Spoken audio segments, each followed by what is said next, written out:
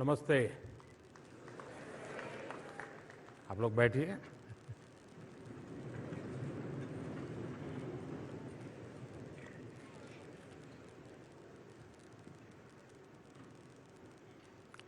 फिर एक बार आपका ये दोस्त आपके बीच में है।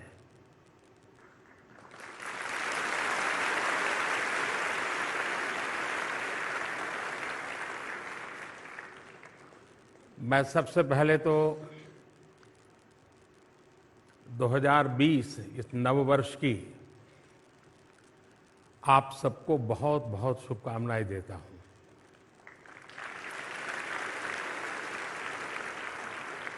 और ये 2020 का सिर्फ नया वर्ष ऐसा नहीं है, ये नया डेकेड है, नया दशक है।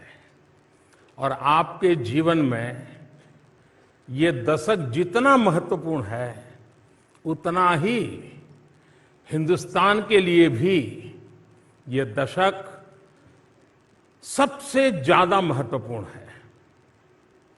इसका मतलब ये हुआ कि इस दशक में देश जो भी करेगा उसमें इस समय जो 10वीं 12वीं के विद्यार्थी हैं उनका सबसे ज्यादा योगदान होगा।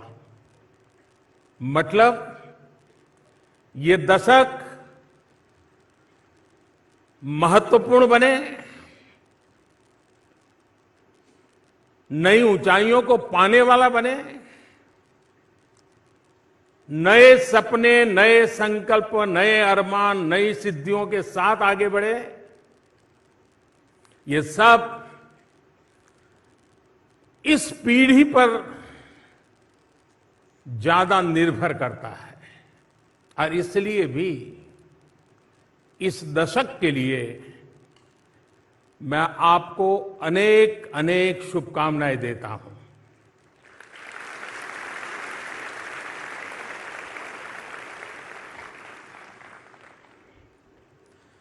सरकार में बहुत लंबे समय से मैं बंधा हुआ हूं।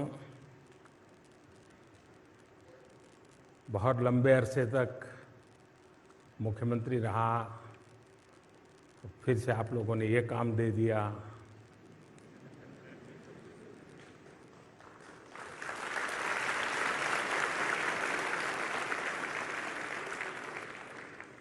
और इसके कारण कई कार्यक्रमों में जाना होता है,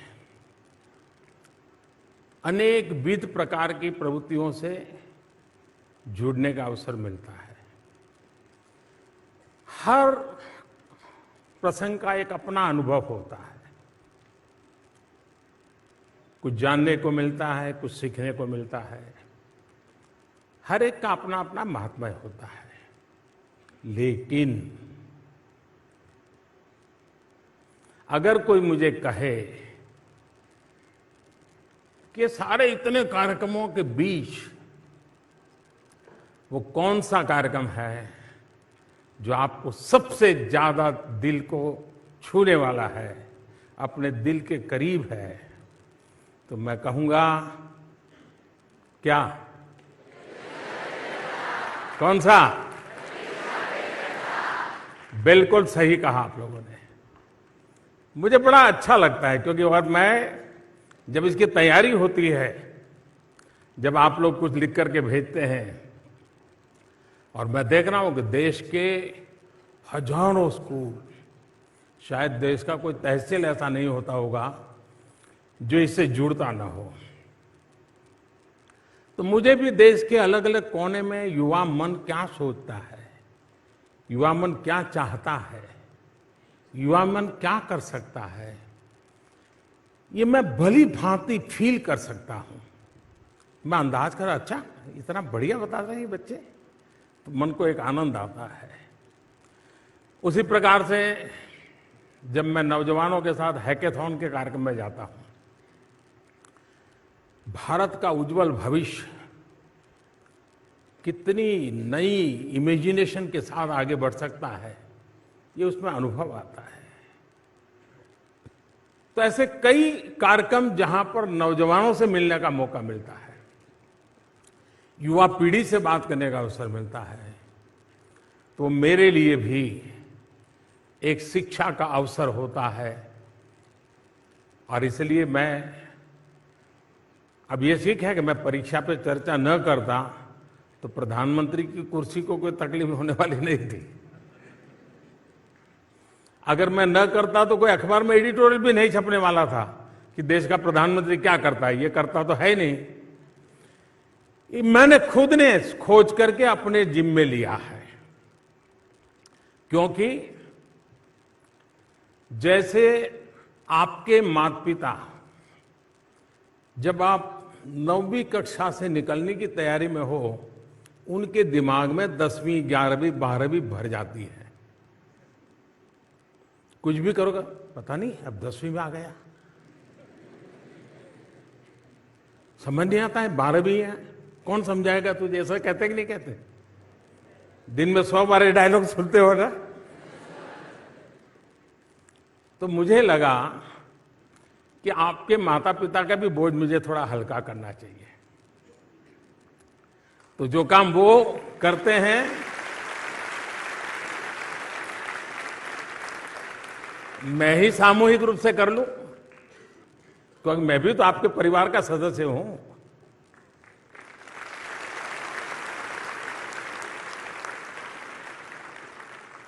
और दूसरा, हमारे यहां गुजराती में एक कहावत है, पार की मां कान विंधे, यानी किसी को कान में जब नहीं वो छेद करते हैं, मुझे भी है, मैं बचपन में पहनता था। लेकिन हम वो नीम की वो पत्ती रहती थी, उसका एक छोटा सा लगा देते थे, वो लकड़ी होती थी, अंदर मां डाल देती थी। लेकिन घर में जो कहा जाता है, मम्मी पापा रोज कहते हैं, यही सुनाते हैं। लेकिन कोई बाहर का कहता है तो कभी कभी वो रजिस्टर ठीक से हो जाता है। हो सकता है कि जो बात आपके माँ बाप करते हैं, आपके गार्डियन, आपके पिता, आपके टीचर करते हैं, वही काम मैं करता हूं, अलग तरीके से करता हूं और अपनेपन से करता हूं। आपका दोस्त बन करके, आपका साथी बन करके, एक मददगार के रूप में मैं करता हूं।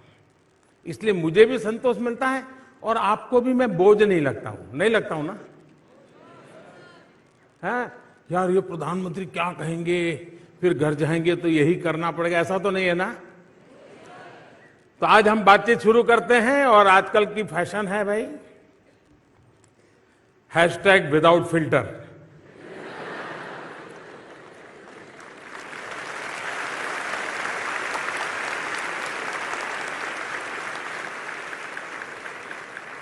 तो हमारे बीच भी हैशटैग विदाउट फिल्टर। जैसे आप अपने दोस्तों से बात करते हैं, वैसे ही करेंगे। कोई बोझ नहीं, हल्की फुल्की बातें। गलती भी हो सकती है, मेरी भी हो सकती है, और मेरी होगी तो टीवी वालों को भी मजा आएगा।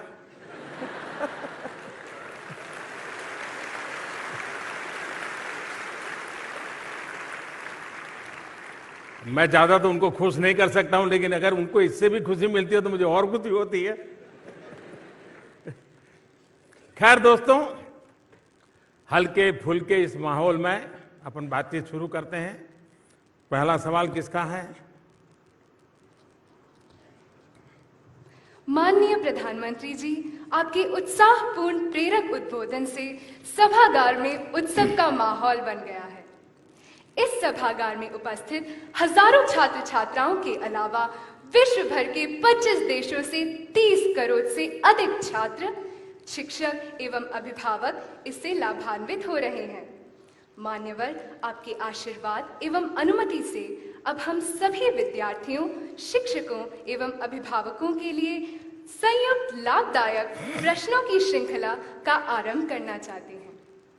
आइए अब प्रधानमंत्री जी के अनुमति से बढ़ते हैं परीक्षा पे चर्चा 2020 की विशिष्ट आकर्षण की ओर। मान्यवर, देश की आन बान शान की भूमि राजस्थान के पीडीएस सेकेंडरी स्कूल की कक्षा 10वीं की छात्रा यशश्री यहाँ उपस्थित है और आपसे मार्गदर्शन चाहती हैं।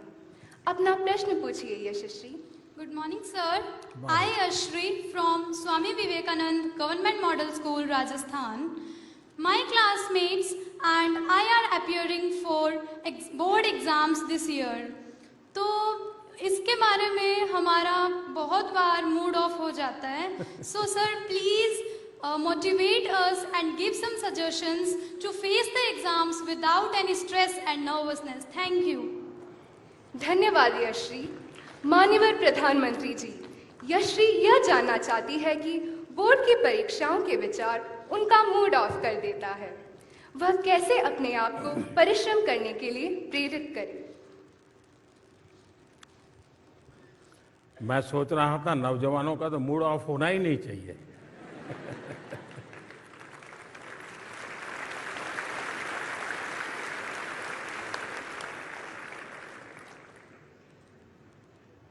लेकिन क्या कभी हमने सोचा है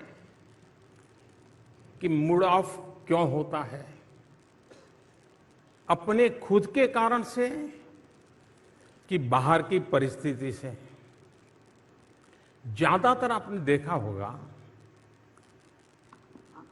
कि अधिकतम केस में दिमाग खराब होता है, मूड ऑफ हो जाता है, काम करने का मन नहीं करता है, उसमें बाहर की परिस्थितियां ज्यादा जिम्मेवार होती हैं। जैसे माँ ने, आपने माँ को कहा कि माँ मैं पढ़ रहा हूं, 6 बजे मुझे कुछ चाय वगैरह मिल जाए देखना।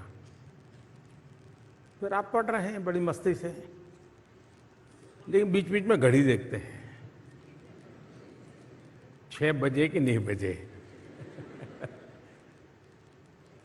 तो गड़बड़ वहीं से शुरू होती है और फिर मां को आने में देर हो गई। वो 15 मिनट अंदर से तूफान खड़ा हो जाता है। मां समझती क्या है, उसको समझ नहीं है मेरी 10वीं की एग्जाम है, मुझे पढ़ना है, मैंने 6 बजे चाय के लिए बोला था। मूड पक्का यही होता है ना। अब सोचने का तरीका दूसरा, ये सब हुआ, लेकिन अगर आपने ये सोचा, अरे मां इतनी मेहनत करती है, मेरी इतनी चिंता करती है, जरूर कुछ हुआ होगा कि मां 6 बजे चाय नहीं ले पाई, तकलीफ में होगी। मैं जरा देखूं मां को कुछ हुआ तो नहीं है। मुझे बताइए, मूड ऑफ होगा कि मूड चार्ज हो जाएगा? क्यों? क्योंकि आपने अपनी अपेक्षा को इतना अपने साथ नहीं जोड़ दिया कि जिसके कारण वो अपेक्षा पूरी न होते ही एकदम से मूड डाउन हो जाता है। अगर हम आदत बना दें, आपने देखा होगा कि हम 5-6 दोस्तों ने कोई खेलने का कार्यक्रम बना दिया, खेलने के लिए जा रहे हैं, लेकिन एक साथी अभी आया नहीं, हम लोगों को जाना है, जल्दी जाना है। आपने देखा होगा कि उन 5 जो पहुंच गए हैं उसमें 2 ऐसे होंगे जो छटपटाएंगे, यार आया नहीं, यार आया नहीं, देखो लेट हो गया, देखो लेट हो गया। उनका दिमाग उसमें। 3 ऐसे होंगे, अरे यार छोड़, आएगा। अपना मन का कैसा हम मैनेजमेंट करते हैं, ये मूड का साथ। जहां तक मोटिवेशन एंड डिमोटिवेशन का सवाल है, जीवन में शायद ही कोई ऐसा व्यक्ति हो जिसको इन चीजों से गुजरना न पड़ता हो। हर किसी को इस दौर से गुजरना ही पड़ता है, बार बार गुजरना पड़ता है। कभी कुछ करने के लिए बहुत मोटिवेटेड होते हैं, कभी एकदम से असफलता मिली तो डिमोटिवेट हो जाते हैं। अब आप देखिए चंद्रयान, आप सब रात को जाग रहे थे, हैं? चंद्रयान को भेजने में आपका कोई कंट्रीब्यूशन था क्या? नहीं था। लेकिन आप ऐसा ही मन लगा के बैठे हुए जैसे आपने ही किया है। किया ऐसा होता तक नहीं होता था। और जब नहीं हुआ तो आप सबके सब साइंटिस्टों के बाद पूरा हिंदुस्तान एक प्रकार से डीमोटिवेट हो गया, नहीं हो गया था। अब सब रात को जाग रहे थे। कभी कभी विफलता हमको ऐसा कर देती है। उस दिन मैं भी वहां मौजूद था। कुछ लोगों ने मुझे, मैं आज सीक्रेट बताता हूं, कुछ लोगों ने मुझे बताया था कि मोदी जी आपको वहां इस कार्यक्रम में नहीं जाना चाहिए क्योंकि इसमें कोई श्योरिटी नहीं है, आप जाएंगे और फेल हो गया तो क्या करोगे। मैंने कहा इसीलिए मुझे जाना चाहिए।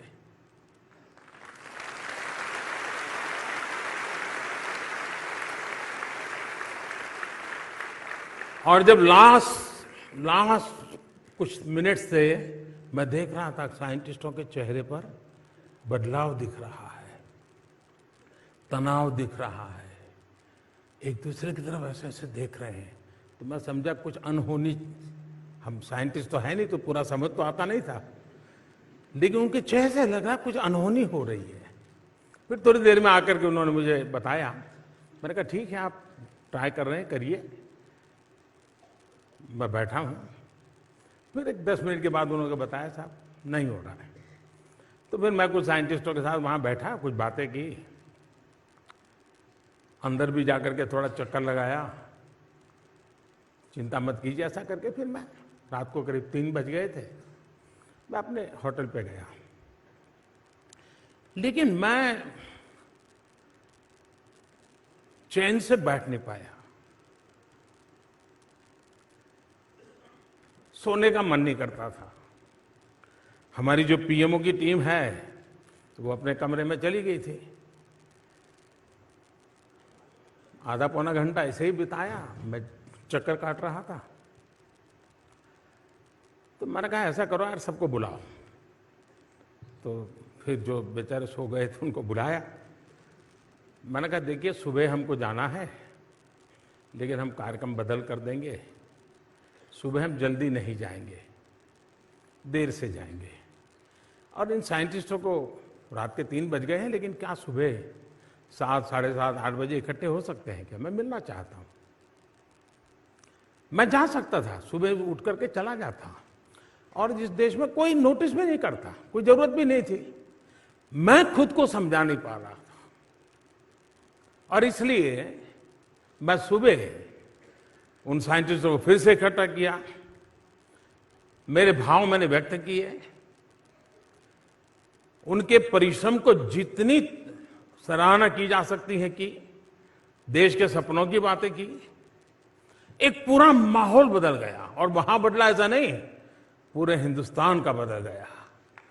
जिस घटना ने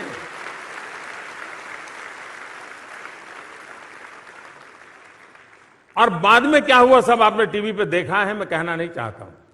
कहने का मतलब यह है कि हम विफलताओं में भी सफलता की शिक्षा पा सकते हैं।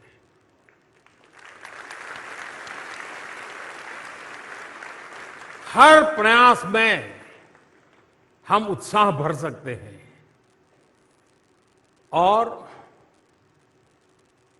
किसी चीज में आप विफल गए, इसका मतलब यह है कि अब आप सफलता की ओर चल पड़े हैं।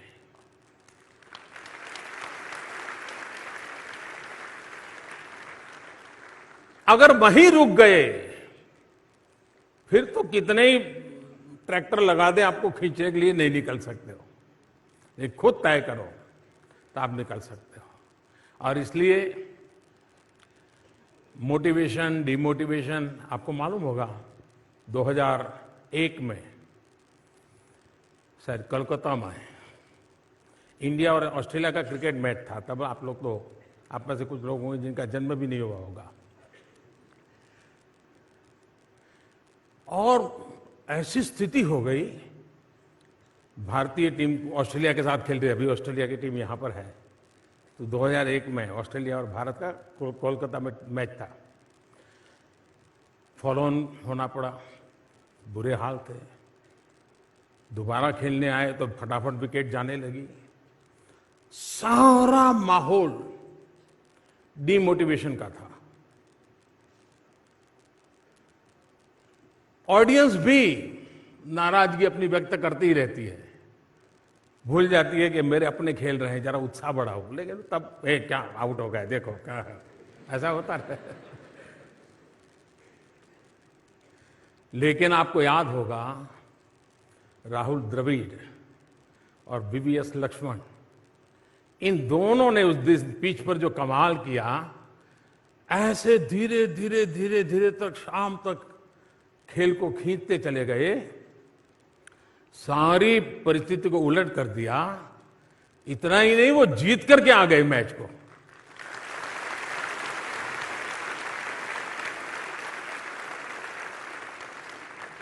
माहौल पूरा डिमोटिवेशन का था, लेकिन एक संकल्प, कैसे हार सकते हैं, जुट जाएंगे, जूझेंगे, बॉल एक एक बॉल के साथ खेल ताकत दिखाएंगे। परिणाम दिया। तो 2002 में भी आपने देखा होगा, भारत की टीम वेस्ट इंडीज खेलने गई थी। तो उस समय हमारे एक अच्छे बॉलर अनिल कुंबले, उनको एक बाउंसर से चोट आई और पूरा जड़बा टूट गया, काफी पट्टियां वट्टियां बांध करके। और उसका पेन आप समझ सकते हैं, यहां जब चोट लगती है तो दांत में थोड़ा सा भी दर्द होता है, कितना होता है। अब स्थिति ये थी कि अनिल बॉलिंग कर पाएंगे कि नहीं कर पाएंगे, लेकिन उन्होंने दर्द की परवाह नहीं की, रोते नहीं बैठे। अगर वो न भी खेलते तो देश उनको दोष नहीं देता, लेकिन उन्होंने तय किया, नहीं, मेरा जिम्मा है। ठीक है, दर्द होता है तो होता है, जितनी पट्टियां लगा सकते हैं लगाएं, मैदान में उतरे। और आपको पता होगा कि उस समय 12 लारा की विकेट लेना यानी बड़ा अचीवमेंट माना जाता था, और ब्राउन लारा की विकेट लेकर के उन्होंने मैच का पूरा चित्र पलट दिया। यानी एक व्यक्ति का संकल्प औरों को भी मोटिवेशन का कितना बड़ा कारण बन जाता है। ऐसी अनेक घटनाएं आपके सामने होगी, जिसको देख करके आप तय कर सकते हैं कि मैं इमोशंस को मैनेज करने का मेरा तरीका, उस पर देखने का मैं कैसी तरीका है, उस पर निर्भर करता है। अगर इसको हमने कर लिया तो मूड ऑफ होगा, लेकिन फिर भी आप पल दो पल में उसको मैनेज भी कर लेंगे, और फिर आप उसी स्वस्थ मन से अपनी बात को आगे बढ़ा सकेंगे। धन्यवाद आपको।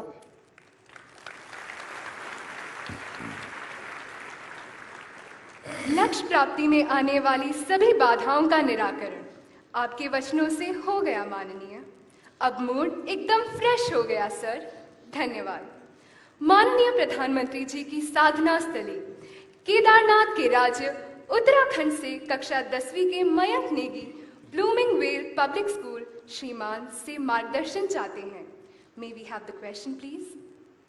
माननीय प्रधानमंत्री महोदय, सुप्रभात। मैं Mayank Negi blooming vale public school Kotdwar Uttarakhand से कक्षा 10 का छात्र हूँ। सफल लोग जैसे बिल गेट्स, थॉमस एडिसन और मार्क जुकरबर्ग अपने प्रारंभिक जीवन में असफल साबित हुए हैं, अतः परीक्षा में प्राप्त किए गए अंकों द्वारा ही किसी की पहचान नहीं की जा सकती है। माननीय महोदय, मेरा प्रश्न यह है कि परीक्षा में अच्छे अंक प्राप्त करने हेतु हम अपना कितना ध्यान केंद्रित करें? धन्यवाद। धन्यवाद मयंक। माननीय प्रधानमंत्री जी, मयंक यह जानना चाहते हैं कि जीवन में सफलता का मापदंड क्या केवल परीक्षा में प्राप्त मार्क्स हैं?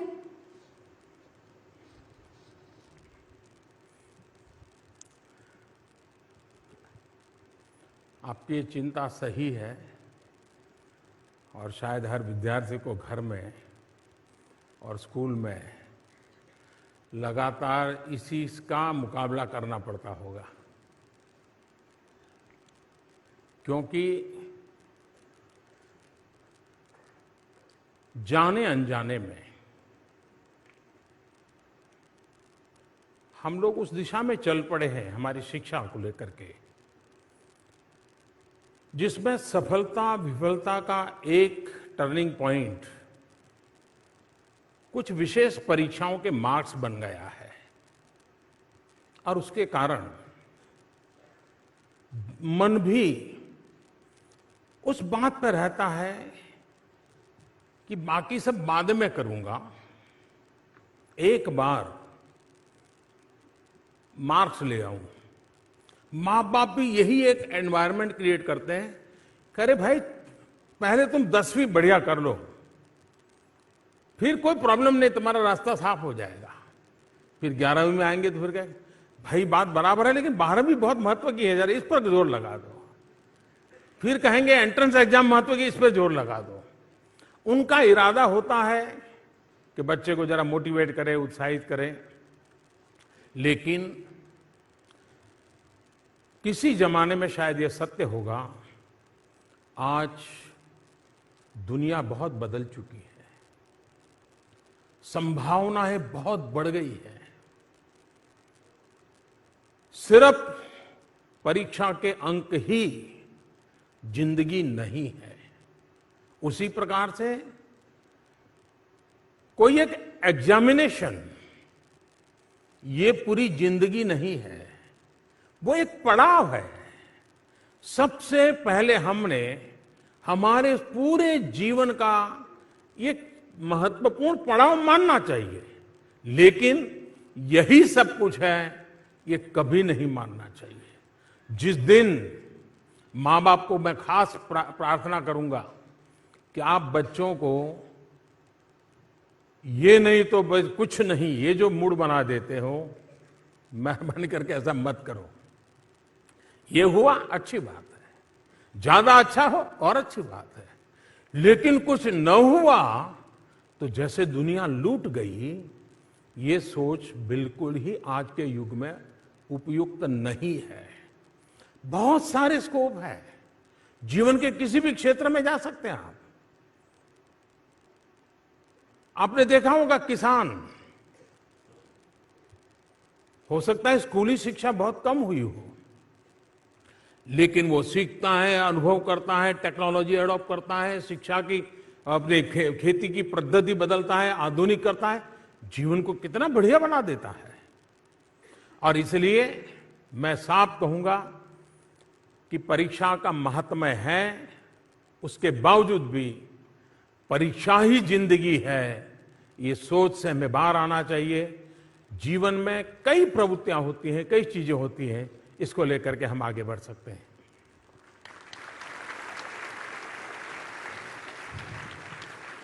धन्यवाद माननीय प्रधानमंत्री जी, आपके प्रेरक वचन हम सब के लिए प्रेरणा के सूत्र हैं। The next question comes from the heart of India, the state of Madhya Pradesh. Prajakta Atankar, a student of class 9 of Kendriya Vidyalaya, Ganganagar Garha, Jabalpur, joins us to ask her question. Could we have the question, please? My name is Prajakta Atankar from Kendriya Vidyalaya, Garha, Jabalpur, MP. My question to Honorable Prime Minister.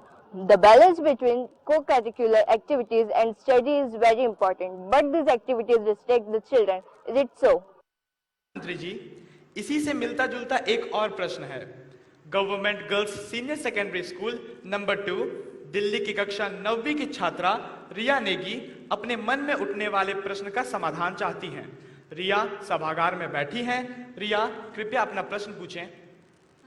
माननीय प्रधानमंत्री जी, मैं रिया नेगी कक्षा 9वीं की छात्रा हूँ। मैं government girls senior secondary school number 2 में पढ़ती हूँ। मैं दिल्ली से हूँ और मेरा प्रश्न आपसे यह है कि जो छात्र पढ़ाई में बहुत अच्छे नहीं होते हैं मगर अन्य क्षेत्रों जैसे खेल कूद, संगीत इत्यादि में अच्छे होते हैं, वह अब उनका भविष्य क्या होगा, इस पर अपनी राय दीजिए। धन्यवाद रिया।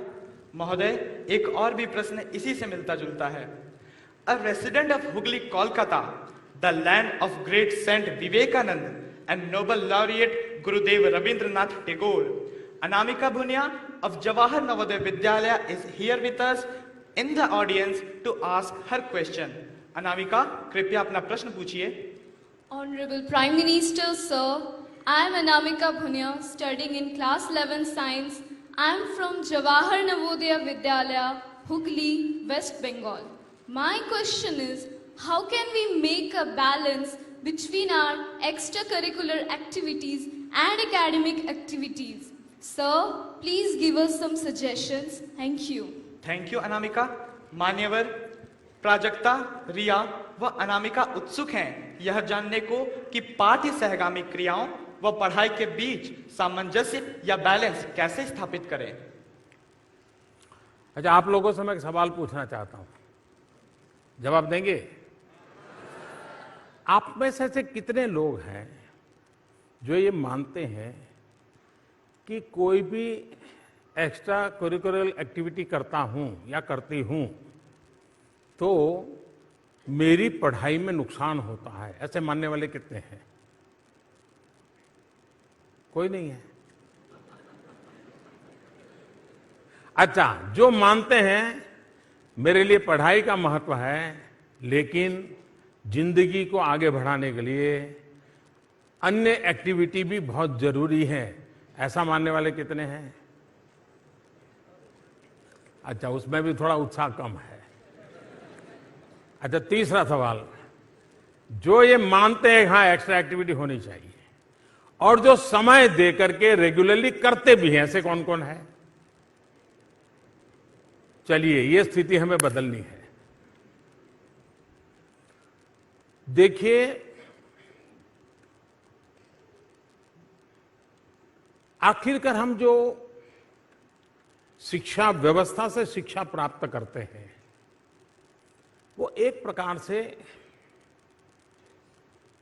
बहुत बड़ी दुनिया के दरवाजे खोलने का रास्ता होती है.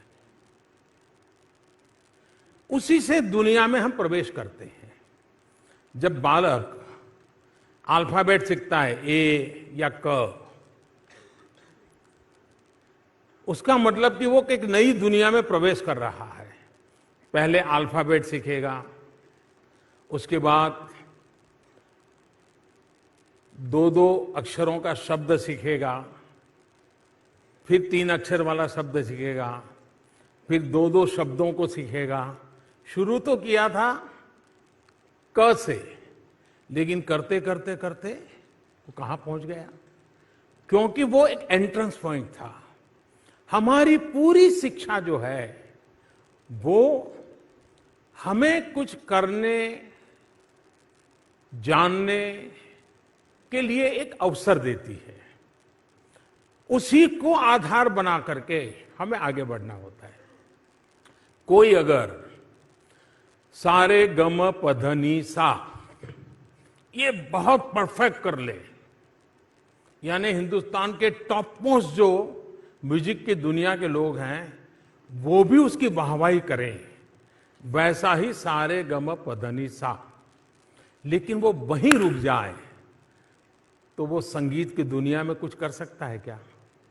कर सकता है क्या? सारे गम पधनी सा संगीत की दुनिया में प्रवेश करने का एक एंट्रेंस पॉइंट है. उसको आत्मसात करने के बाद संगीत की सारी विधाओं में उसको जाने का अवसर मिलता है. लेकिन अगर वो ये कहे कि मैंने तो शिक्षा ले ली, सारे गम पधनी सा आ गया, अब मुझे संगीत आ गया, अब मुझे कुछ करना नहीं, तो होगा क्या? मतलब एक्चुअली जो हम सीखते हैं इसको डेली कसौटी पर कसना चाहिए, डेली. और टीचर जो क्वेश्चन आंसर करे उसकी कसौटी पे नहीं, जिंदगी की कसौटी पे कसना चाहिए. अगर मैंने क्लास में मुझे पढ़ाया गया कि भाई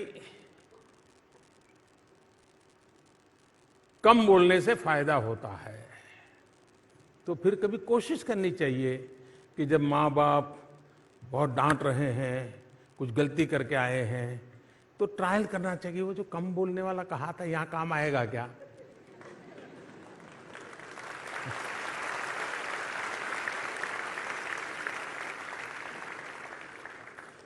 अगर आप कोई एक्स्ट्रा एक्टिविटी नहीं करते हैं, आप एक बिल्कुल रोबोट की तरह जो सॉफ्टवेयर आपके अंदर डाला है उसी प्रकार से सुबह से शाम करते रहोगे तो आप रोबोट बन के रह जाओगे। क्या हम चाहते हैं कि मेरा देश का नौजवान रोबोट बन जाए? नहीं चाहते हैं। हमारा नौजवान ऊर्जा से भरा हुआ, सपनों को लेकर के चलने वाला, साहस सामर्थ्य दिखाने वाला, ये अगर नहीं होगा तो कुछ नहीं होगा। और इसलिए हमने अन्य गतिविधियां, एक्टिविटी, उसमें उदासीन कभी नहीं रहना चाहिए। ये ठीक है, समय का मैनेजमेंट करना चाहिए, संतुलन करना चाहिए, लेकिन उस एक्टिविटी यानी बिल्कुल बेकार, सब बर्बाद हो जाएगा, ये नहीं होना चाहिए। एक समय था जब अवसर बहुत कम थे तो लगता था भाई एक बार किताबों की दुनिया से आगे बढ़ जाऊं तो रास्ते खुल जाएंगे। आज ऐसा नहीं है, आज अवसर बहुत है और इसके लिए अगर हम कोशिश करें, हम प्रयास करें तो हम अवश्य परिणाम प्राप्त कर सकते हैं। और इसलिए मैं चाहूंगा कि हमने जीवन में एक्स्ट्रा एक्टिविटी को लेकिन एक नई बुराई इन दिनों प्रवेश कर गई है। ये बुराई बहुत चिंताजनक है। क्या हुआ है, पेरेंट्स के लिए ये एक्स्ट्रा एक्टिविटी ये एक प्रकार से फैशन स्टेटमेंट हो गया है। जब माँ बाप अपने दोस्तों के बीच में बैठते हैं तो उनको ये कहने का मजा आता है, मेरा बेटा सुबह क्रिकेट कोचिंग में जाता है, फिर 10 बजे टेनिस में जाता है, फिर 11 बजे स्विमिंग के लिए जाता है, फिर 5 बजे आरंगेत्रम मणिपुरी डांस सीख रहा है। उनको बड़ा मजा आता है। क्यों? कभी कभी माँ बाप सोच लेते हैं कि जो ग्लैमर ड्रिवन एक्स्ट्रा एक्टिविटी है, सेलिब्रिटी के रूप में आपको अच्छा लगता है, ऐसी गतिविधि मेरे बच्चों से कराऊंगा। तब क्या होता है कि जैसे माँ बाप बच्चों पर एग्जाम को लेकर के दबाव डालते हैं, अब ये एक्स्ट्रा एक्टिविटी के लिए भी माँ बाप दबाव डालने लगे हैं। हो रहा है ना कईयों को? नहीं बोलेंगे? मैं आपकी मुश्किल जानता हूं, क्योंकि बोलेंगे और टीवी पे घर वाले देख लेंगे तो लेकिन ये सही है। मां बाप का भी काम है कि बच्चे के एक तो स्थानीय व्यवस्था में अवसर कहां कहां है, उसमें से उसकी रुचि वाली चीजें कौन सी हैं, मां बाप ने उसके साथ बातें करते करते निकालना चाहिए और जिसमें उसकी रुचि है उस एक्टिविटी में ले जाना चाहिए। लेकिन बहुत ही अच्छे तरीके से वेल स्ट्रक्चर्ड वे में भी एक्स्ट्रा एक्टिविटी को कहीं ना कहीं तो बांधना चाहिए। तब जाकर के आप अपने आप को इवेल्युएट कर सकते हो और जीवन में एक संतोष भी प्राप्त कर सकते हो। आपने देखा होगा कई लोग ऐसे होंगे 35-40 साल के बाद ये करना मुश्किल हो जाता है, तो उनके मन में बोझ रहता है, यार स्कूल के जीवन में ये भी नहीं किया, ये भी नहीं किया, ये भी नहीं किया, ये भी नहीं आता, वो भी नहीं आता, तो फिर उसके लिए वो जिंदगी बोझ बन जाती है। अगर आप स्कूली जीवन में विविधताओं भरे जीवन को कसने का आदत बनाते हैं तो आने वाले जीवन में ये बहुत उपयोगी होता है। जितना क्लासरूम में पाई हुई शिक्षा का महत्व बन जाता है, उतना ही 35-40 साल की उम्र के बाद ये अन्य चीजों से अपने आप को जो कसा हुआ है वो जीवन जीने के लिए बहुत काम आता है। और इसलिए एक को दूसरे का दुश्मन नहीं मानना चाहिए, एक दूसरे को नुकसान करना ऐसा मत मानना चाहिए। हमें एक्स्ट्रा एक्टिविटी करनी चाहिए। और दूसरा, 10वीं 12वीं के विद्यार्थियों को तो मैं जरूर कहूंगा कि आप कुछ न कुछ तो एक्स्ट्रा कीजिए, डेली 5 मिनट, 10 मिनट, 15 मिनट, तो आपका माइंड थोड़ा फ्रेश हो जाएगा। आप उसी में लगे रहोगे, किताब ये बस एक एक चीज 10-10, 20-20 बार करते रहोगे तो आप बिल्कुल बन जाओगे। तो ऐसा बिल्कुल मत होने दीजिए।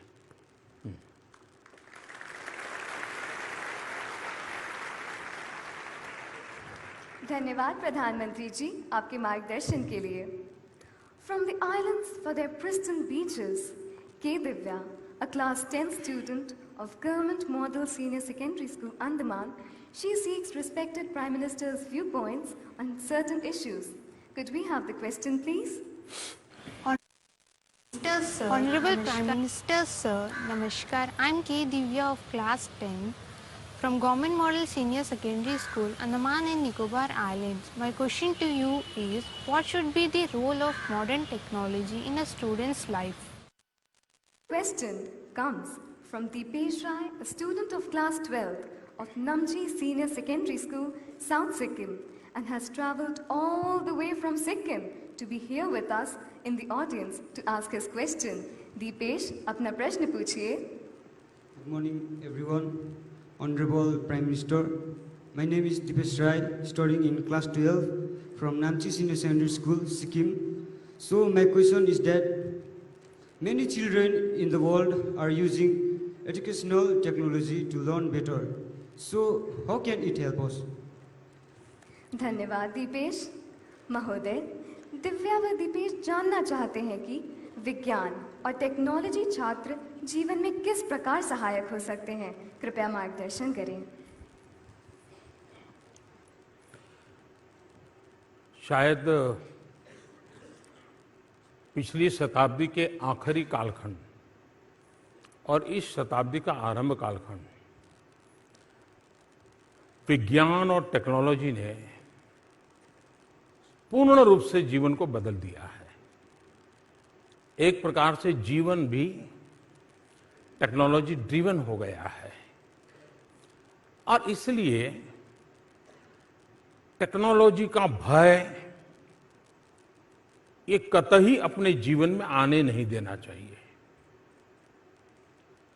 ये टेक्नोलॉजी है, मैं क्या करूं, आने नहीं देना चाहिए। दूसरा, अब टेक्नोलॉजी आई तो मेरी पूरी जिंदगी बर्बाद हो जाएगी, मैं पहले तो ऐसे सोचता था, ऐसे करता था, अब नई चीज आई, मैं कैसे कोप अप करूंगा।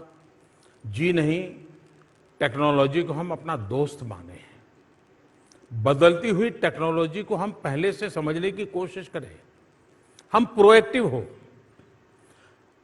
तीसरा,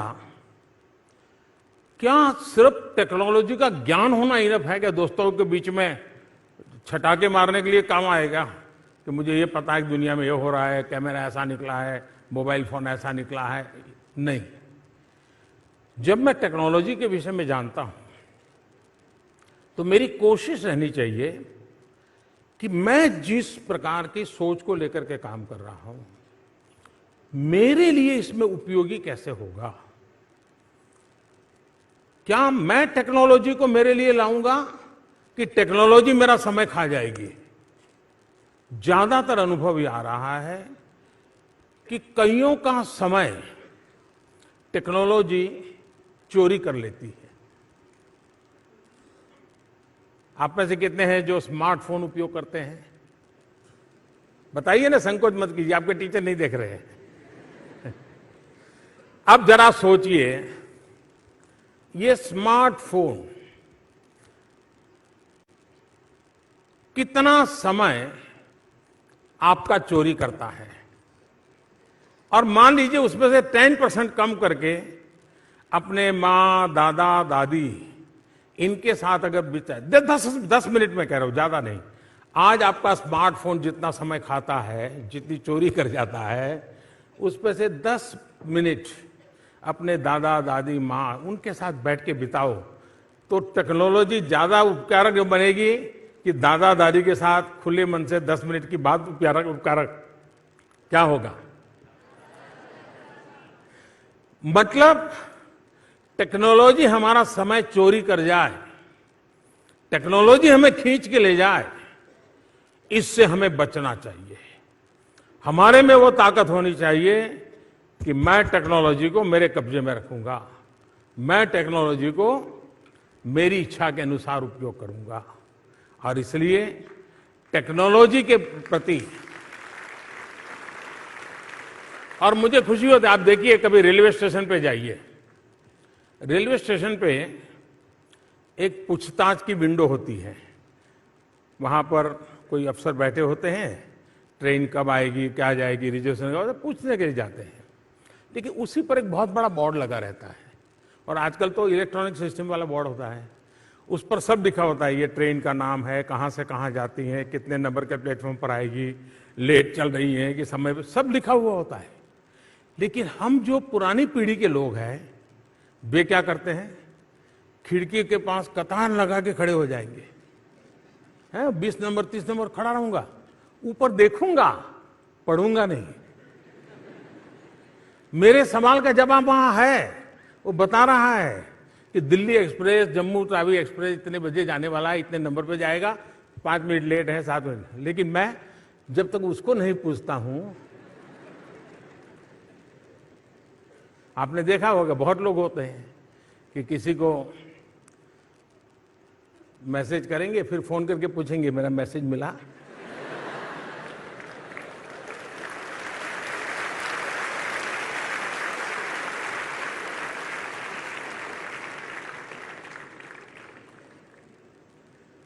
और इसलिए टेक्नोलॉजी का हम, आज की पीढ़ी क्या करती है, वो घर से ही मोबाइल फोन पर गूगल गुरु से बात कर लेती है और देख लेती है ट्रेन कौन सी लेट है, कौन सी नहीं है। वो घर से ही कितने बजे निकलना तय करते ही नहीं करते, मतलब उसने टेक्नोलॉजी का सही उपयोग किया। एक पीढ़ी वो है सामने है फिर भी देखने को तैयार नहीं, जब तक पूछता नहीं है। आज नई पीढ़ी वो है जो पूछने के लिए तैयार ही नहीं है, वो कहती है मेरे पास है, मैं इसको पूछूंगा, वो और जो कहेगा वही सही है। इसका मतलब कि उसको टेक्नोलॉजी का उपयोग क्या हो, ये उसको करना आ गया। मैं आपसे आग्रह करूं, जैसे वोकेबलरी बहुत अच्छी होनी चाहिए। क्या कभी हम अपनी मातृभाषा की डिक्शनरी या किसी अन्य एक भाषा की डिक्शनरी, जो भी आपको पसंद आए, अंग्रेजी करना है अंग्रेजी, क्या डेली अपने मोबाइल फोन में जो डिक्शनरी है तय करेंगे कि आज मैं कम से कम 10 नए स्पेलिंग और उसका मीनिंग दिन भर में जब भी जाऊं मोबाइल फोन निकाल करके देख लूंगा, याद कर लूंगा, पर डे 10। बोलिए टेक्नोलॉजी उपयोगी हुई कि नहीं हुई? तो टेक्नोलॉजी का कैसे उपयोग करना है, कहीं ऐसा ना हो कि माँ बाप के और आपका झगड़ा इस बात पे हो कि दिन भर दोस्तों के साथ बैठे रहते हो, टेलीफोन पे लगे रहते हो, तो ये तो ठीक नहीं है। किसी समय सोशल नेटवर्किंग ये बहुत आवश्यक माना जाता था। रोज लोग 1 घंटा 2 घंटा शाम को निकलते थे, किसी फंक्शन में जाएंगे, दोस्तों के यहाँ जाएंगे, मिलते रहते थे। क्यों? कि जीवन समाज व्यवस्था से जितना ज्यादा जुड़ करके रहता है उतना दोनों पक्ष में लाभ होता है, ये स्वाभाविक व्यवस्था है। लेकिन धीरे धीरे उस सोशल नेटवर्किंग शब्द का इतना विकृति आ गई टेक्नोलॉजी के कारण कि अब सोशल नेटवर्किंग हमारा व्हाट्सएप कर रहा है। ये सोशल नेटवर्किंग उस सोशल नेटवर्किंग की कल्पना से एक प्रकार की विकृति है।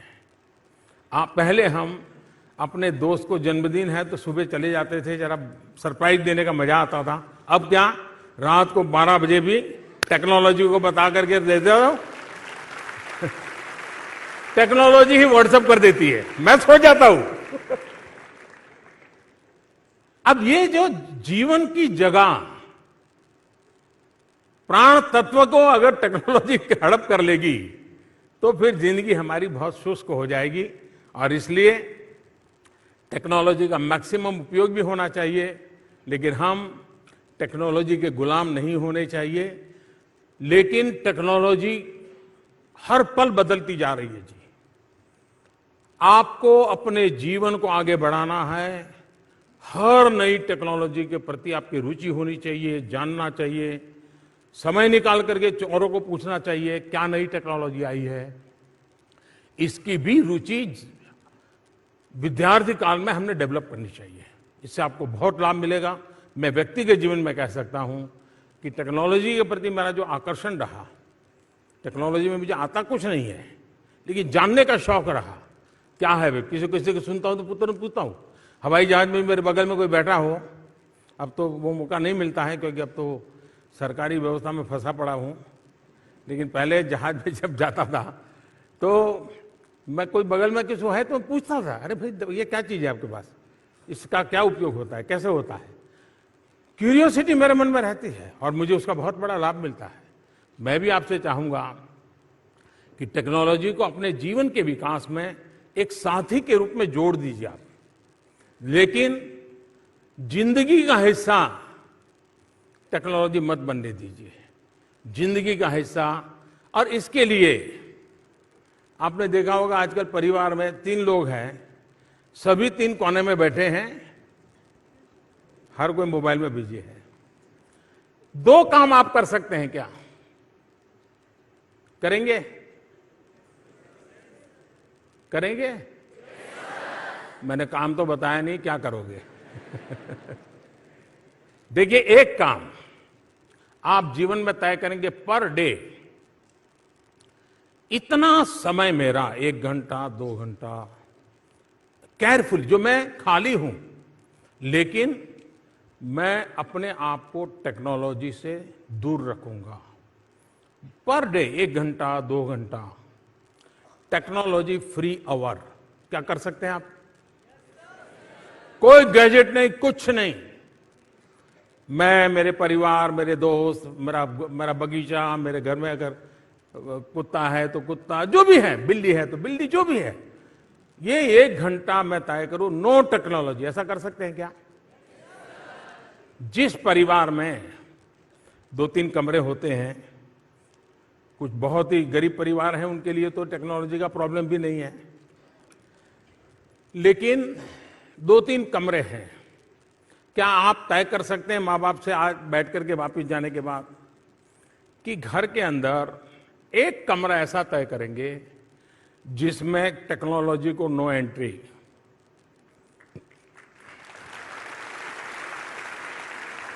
उस कमरे में जो ही आएगा बिना टेक्नोलॉजी बैठेंगे। आप जरा करके देखिए, जिंदगी बहुत नए अनुभव वाली हो जाएगी। तो एक प्रकार से मैं टेक्नोलॉजी के अतिशय महात्मा भी देता हूं, एट द सेम टाइम मेरे भीतर का इंसान रोबोट न बन जाए, इसकी भी चिंता करता हूं। और इसलिए दोनों को बैलेंस बना करके चलने के कुछ तरीके हैं जो मैंने आपको बताए हैं।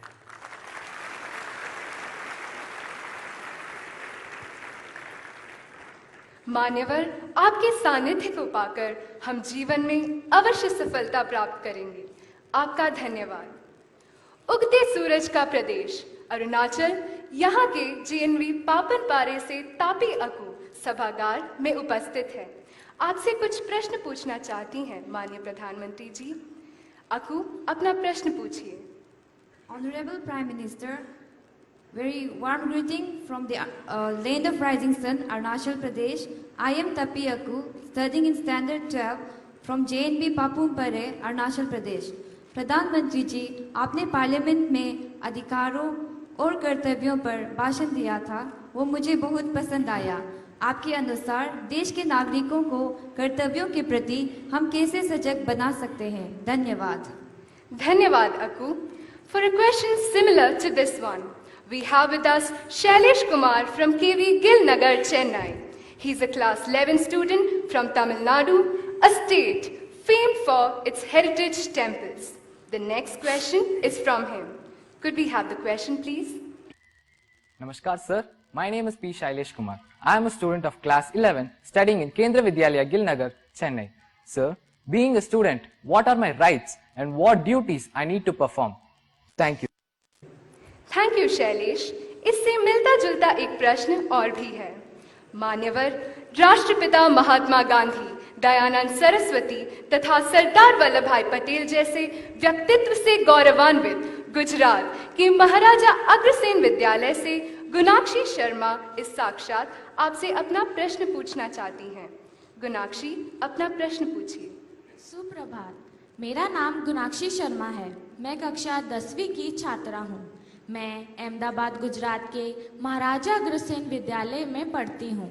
माननीय, मैं आपसे यह प्रश्न करना चाहती हूँ कि मैंने सिविक्स में नागरिक अधिकारों एवं कर्तव्यों के बारे में पढ़ा है। इन दोनों में से सबसे ज़्यादा महत्वपूर्ण क्या है? कृपया बताएं। धन्यवाद। धन्यवाद गुनाक्षी। श्रद्धेय प्रधानमंत्री जी, आग्रह है कि शैलेश, गुनाक्षी एवं अक्कू की नागरिक कर्तव्यों के विषय का जिज्ञासा का समाधान करें। सबसे पहले तो ये सवाल मुझे अरुणाचल की बेटी ने पूछा है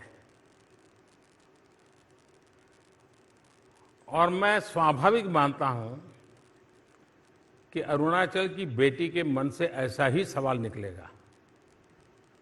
आपके मन में होगा ऐसा क्यों? आप में से शायद कोई अरुणाचल गए होंगे कि नहीं मुझे मालूम नहीं। इस देश में अरुणाचल एक प्रदेश ऐसा है कि जो एक दूसरे को जब मिलते हैं तो जय हिंद करके ग्रीट करता है।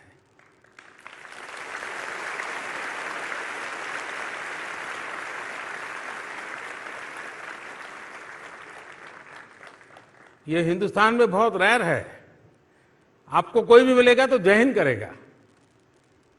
और उसका कारण 1962 के वॉर के बाद अरुणाचल का जो मिजाज बना है, उसी प्रकार से उन्होंने अपनी भाषा के सिवाय देश के अंदर जीवन में ज्यादा प्रचार के लिए अंग्रेजी में उतनी मास्टरी, हिंदी में भी उतनी मास्टरी की है।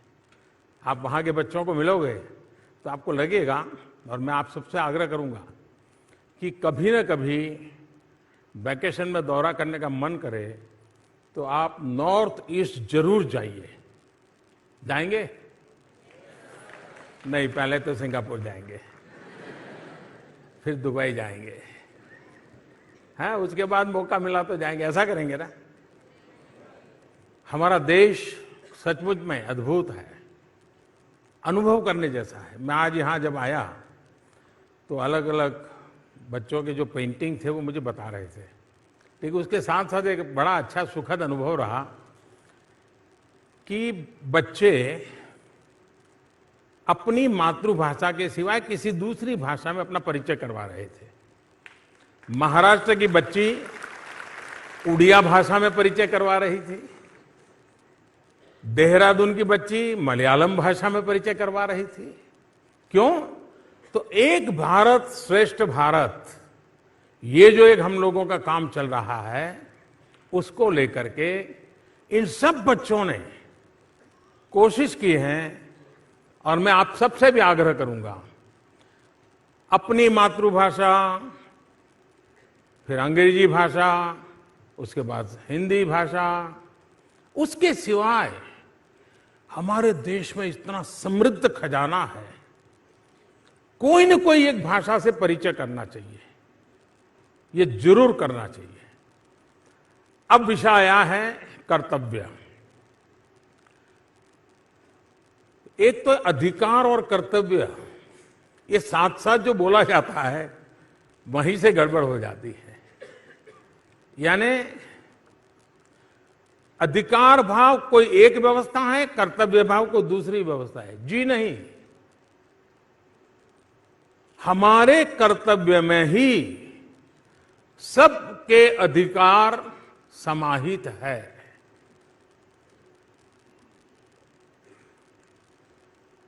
अगर मैं टीचर के नाते अपना कर्तव्य निभाता हूं तो विद्यार्थी के अधिकार की रक्षा होती है कि नहीं होती है? विद्यार्थी के अधिकार की रक्षा होती है कि नहीं होती है? तो फिर अधिकार और कर्तव्य का झगड़ा नहीं रहता है। महात्मा गांधी बहुत आग्रहपूर्वक कहते थे कि मूलभूत अधिकार नहीं होते हैं, मूलभूत तो कर्तव्य होते हैं। और अगर ईमानदारी से हम अपने कर्तव्यों का निर्वाह करें तो फिर किसी को अपने अधिकार के लिए कभी भी कुछ मांगना नहीं पड़ेगा, क्योंकि उसके अधिकार उसमें संरक्षित ही होंगे। दूसरा, कभी कभी हम कुछ दायित्व निभाते हैं, जैसे परिवार में माता पिता अपना दायित्व संभालते हैं, बच्चा अपना दायित्व संभालता है, अड़ोस पड़ोस के लोग अपना दायित्व संभालते हैं। लेकिन बात यहां तक सीमित नहीं होती है। इतना बड़ा विशाल देश, एक राष्ट्र के रूप में हमारे कुछ कर्तव्य हैं जो हमें निभाने चाहिए कि नहीं निभाने चाहिए? निभाने चाहिए कि नहीं निभाने चाहिए? अगर देश को आगे ले जाने के लिए कुछ करना है तो करना चाहिए नहीं करना चाहिए? अब जैसे 2022 आजादी के 75 साल हो रहे हैं। अब आजादी के 75 साल हो रहे हैं और 47 आजादी के 100 साल होंगे। आपने कभी सोचा है कि 2047 में जब आजादी के 100 साल होंगे तब आप कहां होंगे? आप किसी न किसी व्यवस्था में लीडरशिप देते होंगे। लीडरशिप मतलब मेरा वाला काम नहीं, जीवन के हर क्षेत्र में लीडरशिप होती है। क्रिकेट का एक कैप्टन भी लीडरशिप देता है, कबड्डी का एक कैप्टन भी लीडरशिप देता है, कारखाने में 200 मजदूरों के साथ काम करने वाला भी लीडरशिप देता है। तो जीवन के हर क्षेत्र में जब देश आजादी की शताब्दी मनाएगा तब आज जो मेरे 10वीं 12वीं के विद्यार्थी हैं वे उस समय देश में लीडरशिप की पोजीशन में होंगे।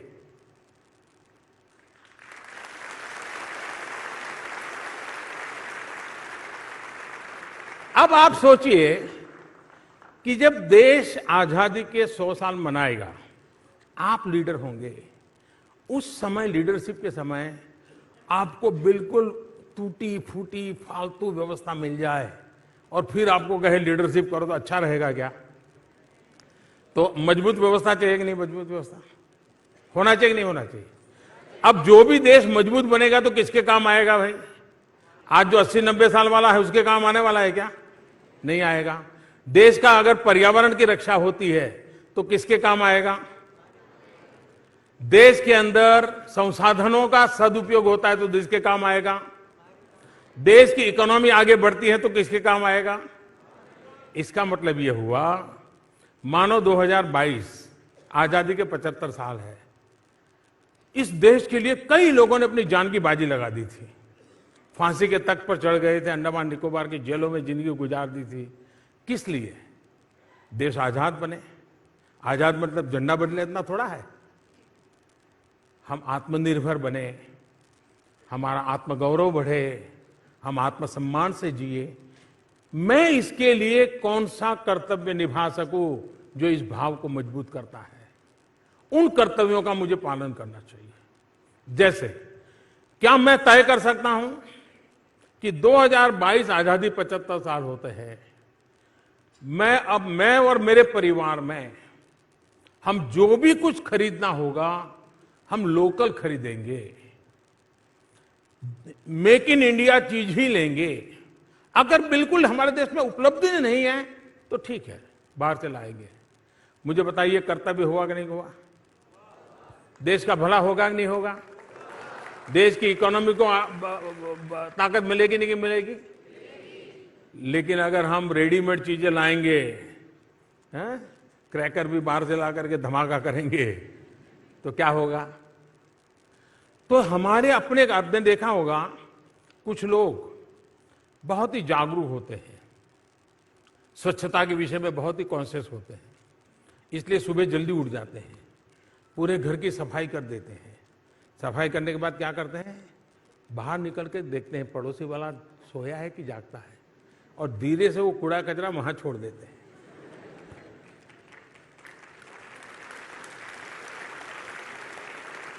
अब उन्होंने अपना कर्तव्य तो पूरा किया, लेकिन सचमुच में देश हित के लिए कर्तव्य किया क्या? नहीं किया। फिर वो सुबह जब उठेंगे तो वो देखेंगे, अच्छा ये आज जल्दी उठ करके डाल गए हैं, वो उठा करके यहां डाल देंगे। स्वच्छता होगी नहीं, कूड़ा कचरा इधर से उधर होता रहेगा। क्यों? एक राष्ट्रीय कर्तव्य के लिए मेरी जो जिम्मेवारी है उसको निभा नहीं रहा हूं। बहुत छोटी छोटी चीजें होती हैं।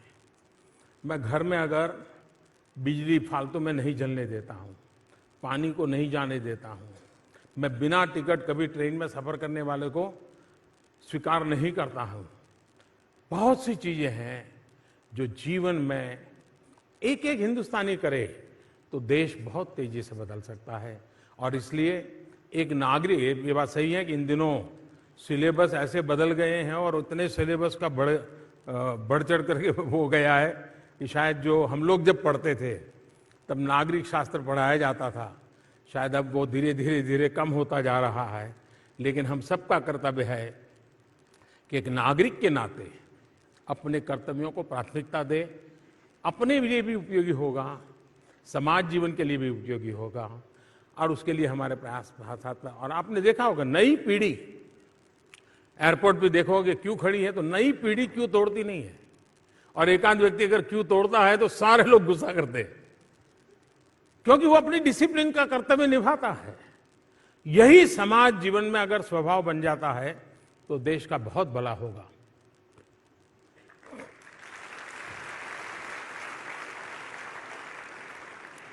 Thank you, Prime Minister, sir, for your guidance.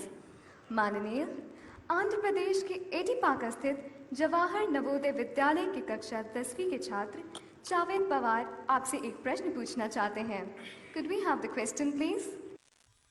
Namaskar, sir. My name is Javed Pawar. I am a student of class 10, Jawahar Navodaya Vidyalaya, East Godavari 2, Etapaka. My question is, how can we overcome the pressure that comes from both teachers and parents at the time of examinations? धन्यवाद जावेद। हमारे बीच है जम्मू कश्मीर के government girls higher senior secondary school Nawabad के कक्षा 11वीं की छात्रा करिश्मा, जो माननीय प्रधानमंत्री महोदय से एक प्रश्न पूछना चाहती हैं। करिश्मा, अपना प्रश्न पूछिए। आदरणीय प्रधानमंत्री जी, मैं करिश्मा रैना कक्षा 11वीं की छात्रा जम्मू कश्मीर के गर्ल्स नवाबाद स्कूल से हूँ। मेरा अगले वर्ष बोर्ड एग्ज़ाम है। मेरा प्रश्न ये है कि मेरे पेरेंट्स की कुछ ऐसी उम्मीदें हैं मुझसे कि मैं अच्छे मार्क्स लाऊं और अपनी सफलता पाऊं। तो मेरा सवाल ये है कि मैं ये कैसे कर सकती हूं और मैं अपने पेरेंट्स की एक्सपेक्टेशंस को पूरा कैसे कर सकती हूं, तो और इससे जो स्ट्रेस होता है उससे कैसे बाहर आ सकती हूं। धन्यवाद। थैंक यू करिश्मा। इसी से मिलता जुलता एक और क्वेश्चन। छत्तीसगढ़ से डीएवी मुख्यमंत्री पब्लिक स्कूल भगवानपुर गांव की कक्षा 12वीं की छात्रा मोनिका बायगा उत्सुक हैं प्रधानमंत्री जी के समक्ष अपनी बात रखने को। Could we have the question, please? मेरा नाम मोनिका बैगा है। मैं डीएवी मुख्यमंत्री पब्लिक स्कूल जनकपुर, जिला कोरिया, छत्तीसगढ़ में कक्षा 12वीं की छात्रा हूं। माननीय प्रधानमंत्री जी, अभिभावक परीक्षा के समय बच्चों से किस तरह बर्ताव करें ताकि परीक्षा के दबाव और चिंता से बच्चे दूर रहें? धन्यवाद। धन्यवाद मोनिका। महोदय, निवेदन है कि जम्मू की करिश्मा, आंध्र की जावेद, छत्तीसगढ़ की मोनिका के परीक्षा के तनाव से संबंधित समस्या का समाधान करें। ये सवाल आप लोगों के लिए है कि आपके माँ बाप के लिए है?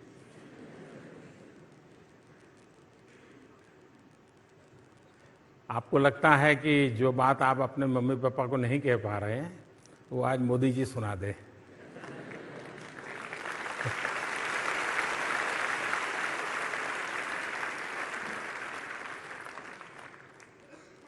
मैं जरूर चाहूंगा कि मैं जो बात बताता हूं किसी भी पेरेंट्स को या गार्डियंस को मैं कोई प्रेशर करना नहीं चाहता हूं,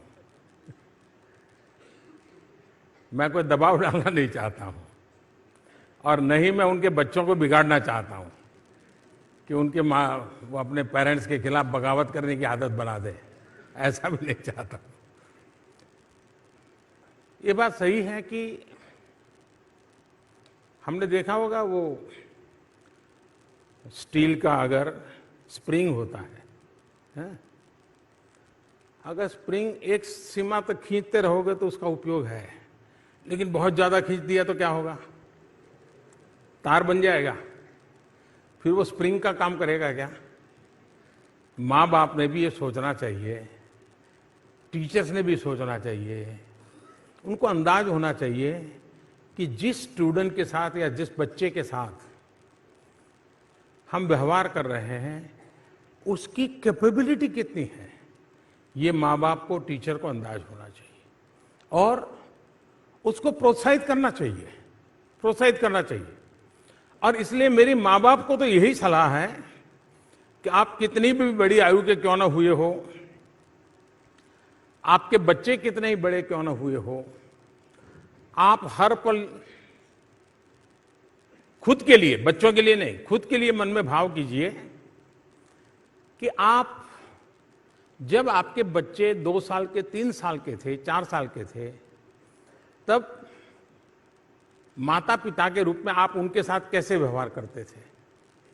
आप चाहते थे कि बच्चा चले तो क्या करते थे? दूर खड़े रह करके उसको आओ आओ आओ ऐसा करते थे ना, चलो दौड़ो, देखो देखो, ये करते थे कि नहीं करते थे?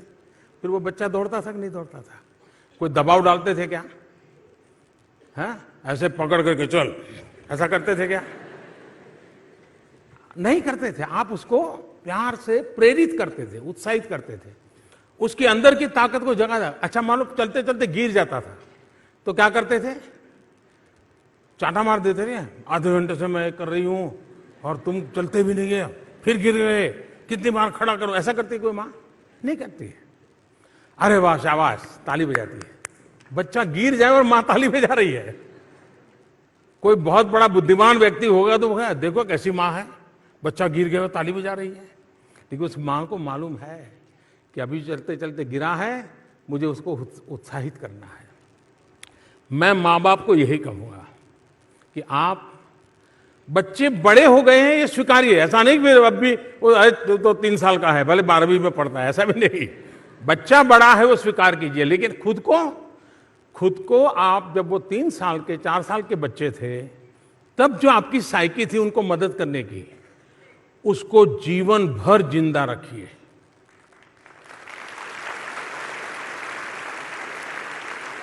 उसको कभी मरने मत दीजिए।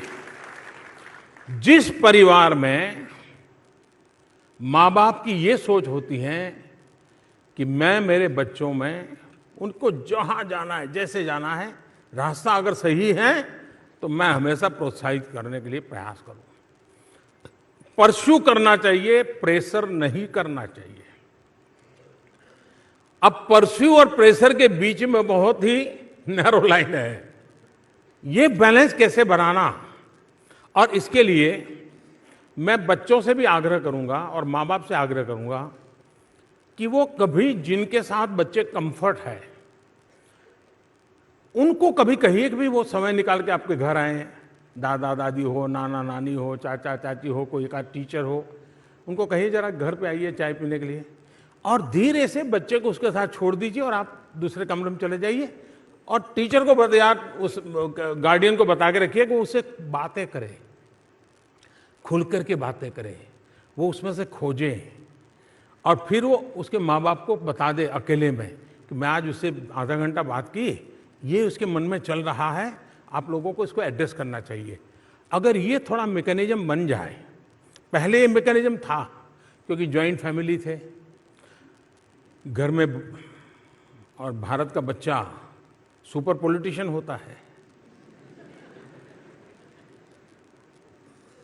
उसको अगर सिनेमा देखने के लिए जाना है, उसको मालूम है पापा मना करेंगे तो दादी के पास जाएगा।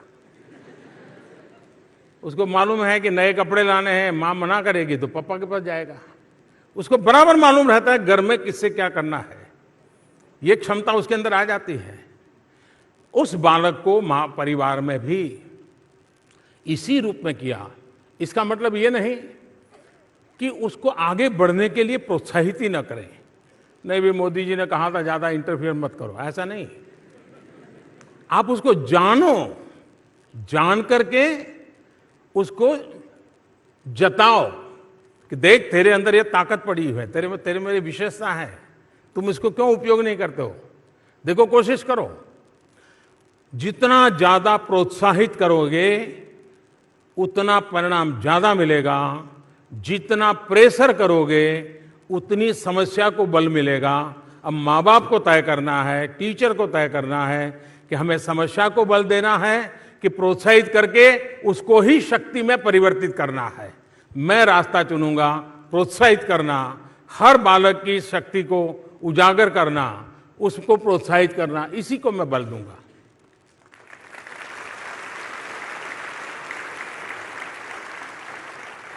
Thank you, Honorable Prime Minister, sir, for being a friend and mentor. We hope our parents are watching this program. Prerna Manwar, class 12 student, comes from a city well known for its UNESCO heritage caves. She studies in Jawahar Navodaya Vidyalaya, Kannad, Aurangabad, and joins us with her question. Could we have the question, please? Good morning, sir. My name is Prerna Manwar. I am a student of class 12 science from Jawahar Navodaya Vidyalaya, Kannad, Aurangabad, Maharashtra. Sir, my question to you is, my parents always say that I should wake up early in the morning for studying, but I am a night owl. I can't wake up early in the morning. Sir, what should I do? Thank you, sir. धन्यवाद प्रेरणा। इससे मिलता जुलता एक सवाल और भी है। माननीय प्रधानमंत्री जी, केंद्र शासित प्रदेश लद्दाख के गवर्नमेंट हायर सेकेंडरी स्कूल के 12वीं के छात्र स्टैंजन नोरबो इस सभागार में उपस्थित हैं तथा मान्यवर से एक प्रश्न पूछना चाहते हैं। स्टैंजन, अपना प्रश्न पूछिए। Good afternoon, sir. My name is Tanzan Ubu. I am studying in 12th class and my school name is Government Higher Secondary School Skirbujan and I am from Leh Ladakh. Sir, my question is, in your opinion, what is the best time to study? Is it early morning or the late night? Can you suggest us?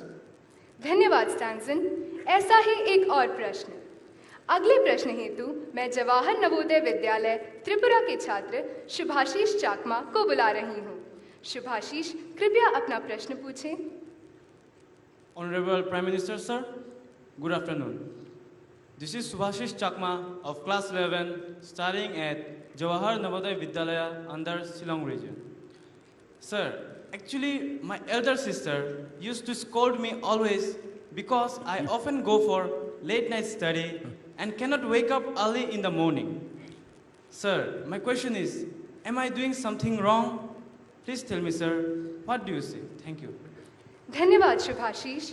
मान्यवर प्रेरणा, स्टैंजन व शुभाशीष, पढ़ने का सर्वोत्तम समय कौन सा है, आपसे जानना चाहते हैं।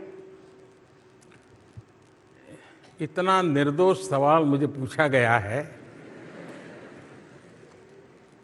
इस सवाल से मेरे मन में एक और विचार आया। विचार यह आया, इस सवाल का मतलब है कि परीक्षा पे चर्चा ये कार्यक्रम सफल है।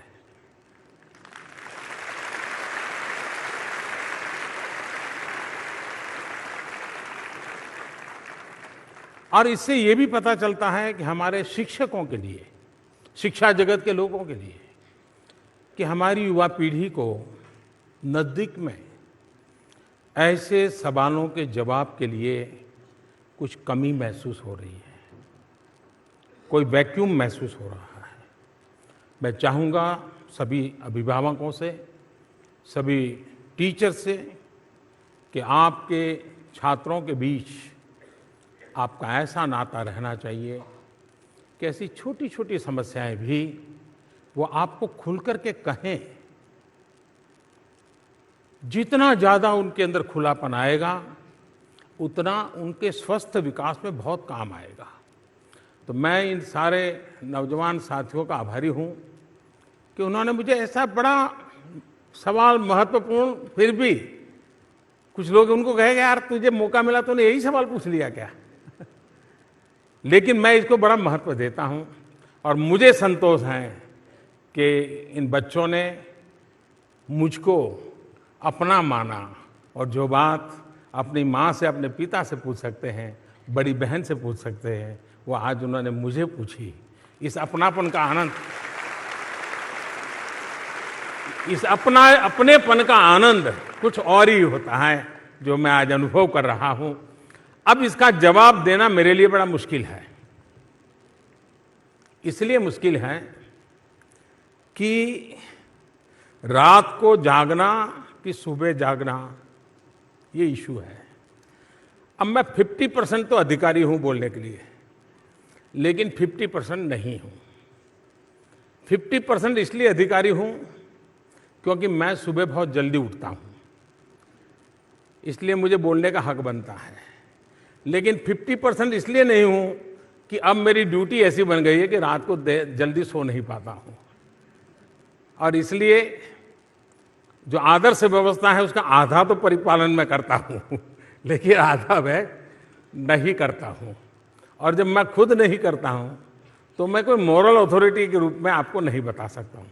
लेकिन आप भी जानते हैं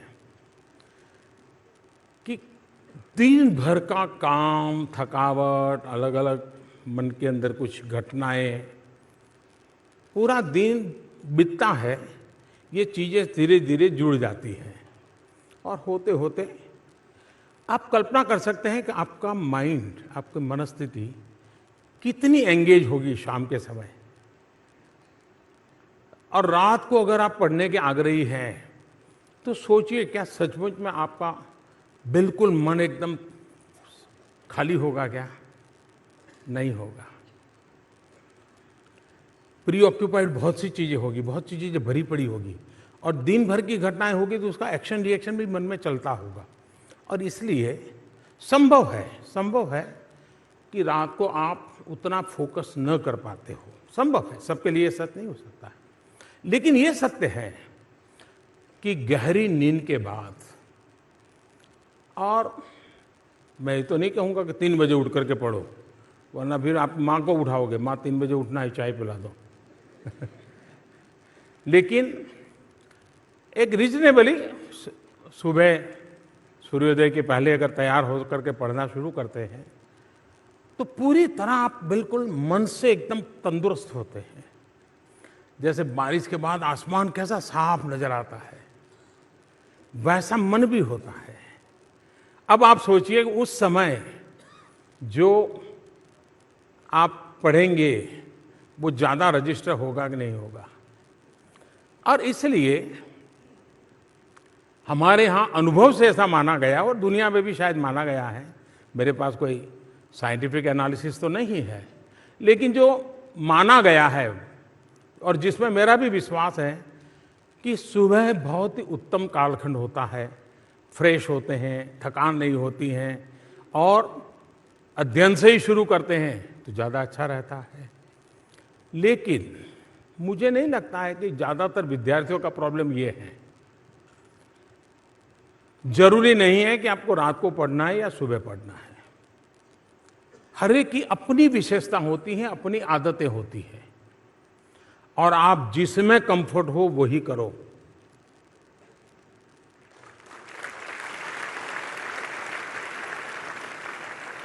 सिद्धांत है कि सुबह ठीक रहता है, लेकिन फिर भी अगर वो आप कंफर्ट नहीं है तो फिर काहे परेशान हो भाई, रात को पढ़ लो। वरना फिर क्या होगा, रिजल्ट जब आएगा तब आप दीदी को बताओगे कि तेरे कारण रिजल्ट अच्छा नहीं आया। क्यों तुम मुझे रात में पढ़ने नहीं देती थी, सुबह पढ़ने के लिए कह रही थी। तो ऐसा नहीं होना चाहिए। लेकिन दूसरी बात है, ज्यादातर विद्यार्थियों के जीवन में क्या होता है, हो सकता है आप लोगों के जीवन में न होता हो, लेकिन मैं जब पढ़ता था तब हम सभी साथियों के अंदर होता था। आपका होता है तो, नहीं होता है तो मैं कोई जजमेंट नहीं ले सकता। वो क्या, जब स्कूल शुरू होती थी, रिजल्ट जब आता था तो मन में तय करते थे कि अगली बार स्कूल शुरू होते ही पढ़ाई शुरू करनी है। उसके बाद बस अगले महीने शुरू करूंगा, बस आप फर्स्ट स्टेट हो जाने के बाद करूंगा।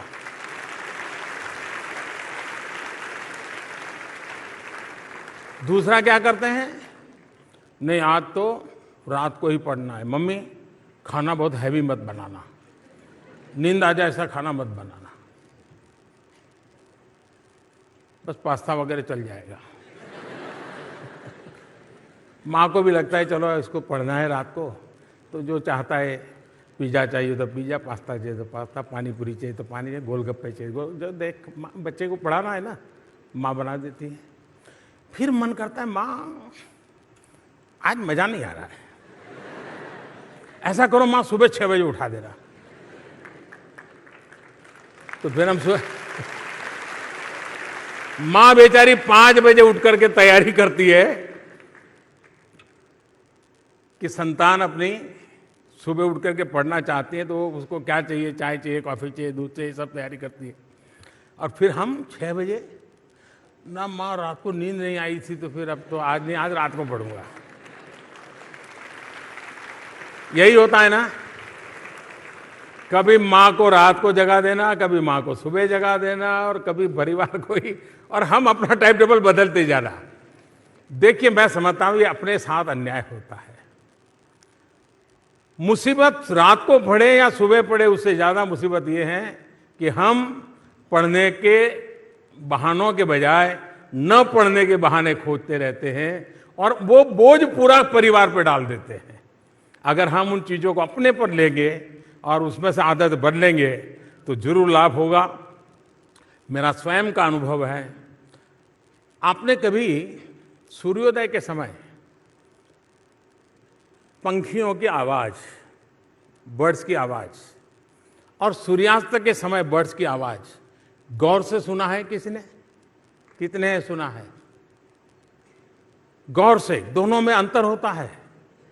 सूर्योदय के समय बर्ड्स की आवाज अलग होती है, उसका सुर भी अलग होता है, स्वर भी अलग होता है, और सूर्यास्त के समय भी आवाज करते हैं। आपने देखा होगा 3, 4, 5 मिनट एकदम से आवाज आना शुरू हो जाती है। दोनों में फर्क होता है। इसका मतलब ये हुआ कि प्रकृति का कोई न कोई प्रभाव तो होता ही है। अगर हम इस प्रकृति के साथ तालमेल बना करके जीवन को जिएंगे तो प्रकृति के साथ संघर्ष टालना चाहिए। प्रकृति स्वयं आपको मदद करेगी, आपको आगे ले जाने में मदद करेगी। और इसलिए समय की पसंद, परिस्थिति की पसंद में, जहां पर एनवायरनमेंट का सवाल है, प्रकृति का सवाल है, हमने प्रकृति के अनुकूल समय खोजना चाहिए। Thank you.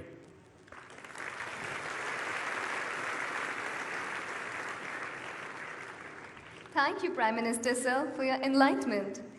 Honorable Prime Minister, sir, Shaikha Khan from Indian School Dar es Salaam joins us from Tanzania to ask a question. Could we have a question, please? Good morning, sir. I am Shaikha Khan of Indian School Dar es Salaam, Tanzania. At times, we go blank after receiving a question paper. How do we overcome such a situation? Thank you, sir. Thank you, Shaikha. मान्यवर शोभित रस्तोगी केंद्रीय विद्यालय sector 4 R K. पुरम नई दिल्ली के कक्षा 12वीं के छात्र हैं, आपसे कुछ पूछना चाहते हैं। शोभित, अपना प्रश्न पूछिए। सुप्रभात मान्यवर, मैं शोभित रस्तोगी केंद्रीय विद्यालय सेक्टर 4 आर.के. पुरम नई दिल्ली के कक्षा 12वीं का छात्र हूँ। मैं उत्तर प्रदेश के शाहजहांपुर जिले से हूँ। मेरा प्रश्न ये है कि जब हम परीक्षा के लिए परीक्षा हॉल में जाते हैं तो मुझे ऐसा लगता है कि हम अपने प्रश्नों के उत्तर भूलने लगते हैं। इसके कारण मैं काफ़ी तनाव में होता हूँ। इस चीज़ के लिए आप मेरी मदद करें। धन्यवाद शोभित। मान्यवर, शाइखा और शोभित परीक्षा के समय सब कुछ भूल जाने की समस्या से त्रस्त हैं। हमारी भी कुछ ऐसी ही दशा होती है।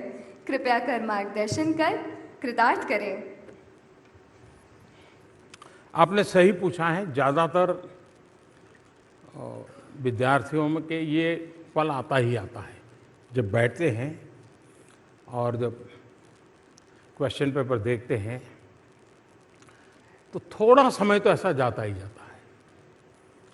लेकिन मैं थोड़ा मजाकिया स्वर में कुछ बात बताना चाहता हूँ। आपने देखा होगा कि आपका बड़ा भाई, आपके पिताजी घर में स्कूटर है और स्कूटर लेकर के कहीं जाना है और सुबह उठ करके वो किक मार रहे हैं, लेकिन स्कूटर स्टार्ट नहीं होता है। ऐसा दृश्य देखा होगा आपने? देखा होगा कि सब गाड़ी वाले हैं। लेकिन आपने तब देखा होगा, एक बड़ा करावत है, वो पेरेंट्स या भाई जो भी है क्या करेगा, स्कूटर को इधर करेगा उधर करेगा, करता है कि नहीं करता है? स्कूटर को हिलाता है। अब दुनिया में कोई टेक्नोलॉजी है क्या कि हिलाने से शुरू होता है स्कूटर? नहीं है। लेकिन उसको लगता है कि जरा ऐसा करूंगा तो वो खुद को तैयार करता है और फिर किक लगाता है, स्कूटर चल भी पड़ता है। ये 1-2 मिनट जो ये करता है वो क्या है? साइंटिफिक है क्या? नहीं है। लेकिन करीब करीब सब लोग करते हैं। जिन्होंने भी स्कूटर चलाया है वो पक्का ये करते हैं। अगर नहीं चलता है तो स्कूटर को हिला देते हैं। साइंस नहीं है, टेक्नोलॉजी नहीं, लेकिन करते हैं और काम हो भी जाता है। आपने देखा होगा आजकल तो टीवी पर गेम्स का काफ़ी कुछ कार्यक्रम रहते हैं, तो बच्चे देखते भी हैं और अच्छी भी चीज़ है। लेकिन आपने देखा हो टेनिस का खिलाड़ी होगा, कितना भी, यानी ओलंपिक प्लेयर होगा, वो भी जब टेनिस के टेबल के पास आता है तो क्या करता है? सामने बॉल नहीं है लेकिन फिर भी यूं यूं करता रहता है। करता है कि नहीं करता है? 1-2 मिनट करता है वो। बाद में सामने वाला भी ऐसे ही करता है, बॉल नहीं है लेकिन दोनों एक जैसे खेल रहे ऐसा करते हैं वो। उसी प्रकार से आपने क्रिकेट में देखा होगा, कितना ही सक्सेस जिसका बैट्समैन का है, वो भी जब पेवेलियन से लेकर के पिच पर जाता है तो वहीं पर अपना बैट हिलाएगा, जैसे यूँ करेगा जैसे अभी बॉल को मार रहा है, ऐसा करेगा। करता है कि नहीं करता है? वहाँ बॉल नहीं है, खेल नहीं है, अभी तो पिच पे करता है वो। जब वहाँ पहुँचता है तो वहाँ भी वो बैट को एडजस्ट करता है, थोड़ा 1-2 ऐसे ट्रायल लेता है। बॉल तो अभी आया नहीं, मैच शुरू नहीं हुआ है, लेकिन वो करता है। क्यों? उसको कंफर्ट जोन मिल जाता है।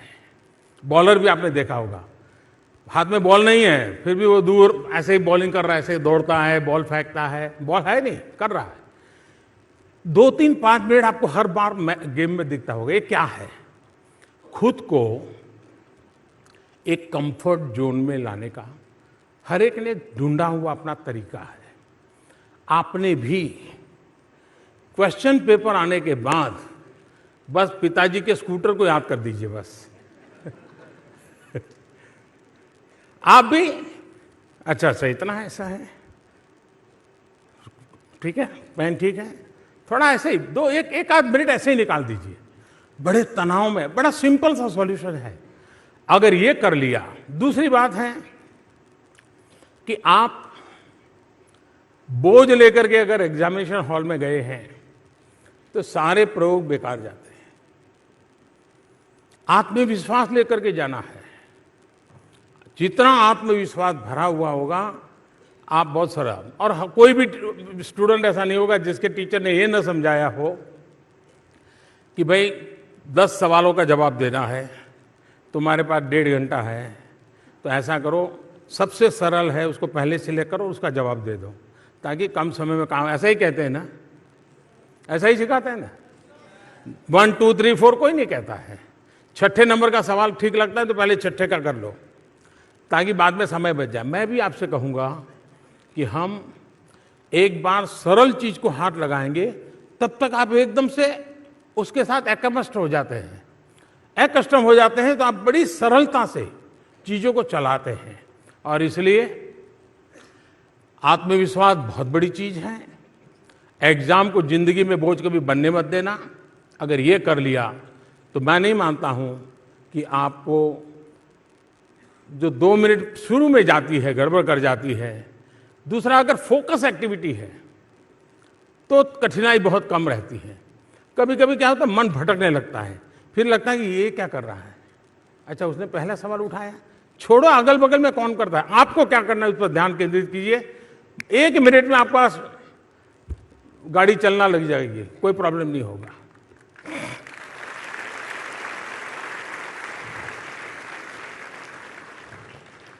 धन्यवाद महोदय। आपके प्रेरक वचन हम सब के लिए प्रेरणा के सूत्र हैं। माननीय प्रधानमंत्री जी, वाराणसी के सेंट्रल हिंदू बॉयज स्कूल के कक्षा 12वीं विज्ञान के छात्र अभिषेक कुमार गुप्ता हमारे बीच हैं और अभिषेक आपसे अपना प्रश्न का समाधान चाहते हैं। अभिषेक कुमार गुप्ता, अपना प्रश्न पूछिए। नमस्कार माननीय प्रधानमंत्री जी, मेरा नाम अभिषेक कुमार गुप्ता है और मैं कक्षा 12वीं से central Hindu boys school Varanasi का विद्यार्थी हूँ। मेरा प्रश्न आपसे ये है सर कि मुझे और मेरे कुछ साथियों को अपनी क्षमताओं के विषय में एवं करियर ऑप्शंस को लेकर कुछ स्पष्ट नहीं है। जब इस बारे में सोचते हैं ना सर, कुछ समझ ही नहीं आता। हम पढ़ाई में तो अच्छे हैं सर, पर भविष्य की योजनाओं को लेकर अब तक कुछ तय नहीं किया। सर कृपया हमारा मार्गदर्शन करें, धन्यवाद। थैंक यू अभिषेक महोदय। इससे मिलता जुलता एक और प्रश्न है। इसी श्रृंखला में अब हमारे साथ जुड़ रही हैं बिहार से जवाहर नवोदय विद्यालय की कक्षा 11वीं की छात्रा जूली सागर, जो माननीय प्रधानमंत्री महोदय से अपना प्रश्न पूछने के लिए उत्सुक हैं। May we have the video please. नमस्कार, मैं जूली सागर वर्ग एकादश विज्ञान जवाहर नवोदय विद्यालय देवती शारण बिहार की छात्रा हूँ। माननीय प्रधानमंत्री जी, मैं आपसे यह जानना चाहती हूँ कि हम छात्रों की छिपी क्षमता का आकलन कैसे कर सकते हैं। धन्यवाद महोदय। धन्यवाद जूली महोदय। एक और प्रश्न इसी से मिलता जुलता है। Honourable prime minister sir, Irene Dominic of class 9th from Carmel Public School, Kerala is here with us and seeks your guidance. Irene, अपना प्रश्न पूछिए। Good afternoon, Honorable Prime Minister. I am Irene Dominic, studying in class 9 of Carmel Public School, and I am from Kerala. My question is, we have to choose a right career. So, how will we realize our inner potential? Kindly guide us, sir. Thank you. Thank you, Irene. माननीय महोदय, जूली, अभिषेक और Irene अपनी प्रतिभा व जीवन लक्ष्य के विषय में मार्गदर्शन चाहते हैं। कृपया कृतार्थ करें।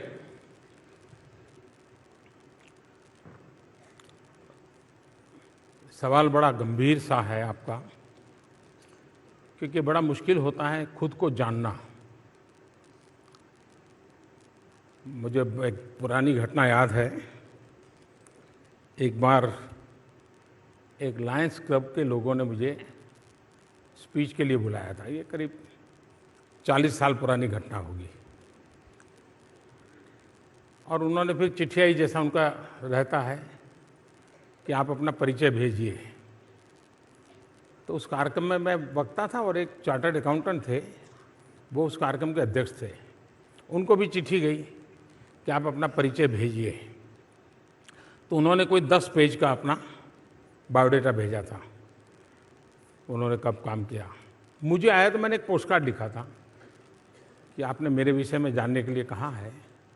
मैं खुद को जानने की कोशिश कर रहा हूँ, इसलिए अभी कुछ बता नहीं पाऊँगा।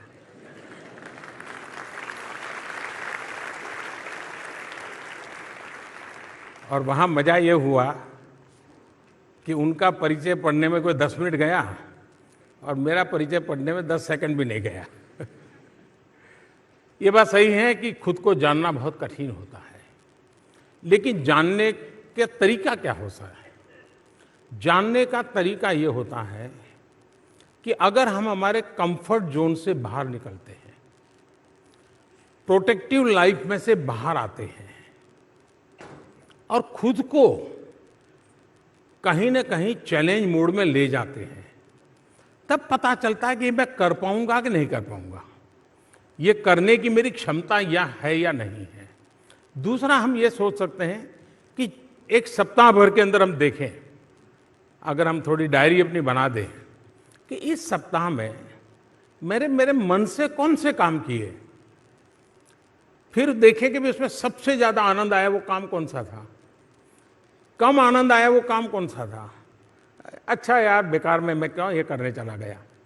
आप अगर साल भर अपनी ऐसी डायरी मेंटेन करें तो आपको खुद को पता चलेगा कि मेरा एप्टीट्यूड ये है, मुझे ये अच्छा लगता है, इसको मैं ठीक से कर सकता हूँ और इसमें आपको किसी की मदद की ज़रूरत नहीं पड़ती है। थोड़ा अपने आप में, अब जैसे आज आपने देखा होगा कि आज मैं डिपार्टमेंट के लोगों को बधाई देता हूँ कि उन्होंने स्कूल के छात्रों को आज इस पूरे प्रोग्राम को संचालन करने का अवसर दिया और बहुत बढ़िया ढंग से कर रहे हैं।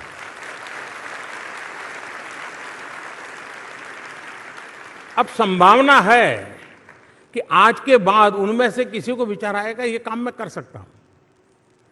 टीचर उनके होंगे, उनको भी लगेगा अब जब भी स्कूल में फंक्शन होगा इनको खड़ा करेंगे। मतलब एक अवसर मिला, उसने अपने आप को तैयार किया, अब उसका आत्मविश्वास बन जाएगा कि मेरे अंदर ये टैलेंट है। होगा कि नहीं होगा? ये कार्यक्रम के पहले शायद उसने सोचा नहीं होगा कि मैं ये कर सकता हूं, लेकिन आज के बाद जरूर सोचेगा कि मैं ये भी कर सकता हूं।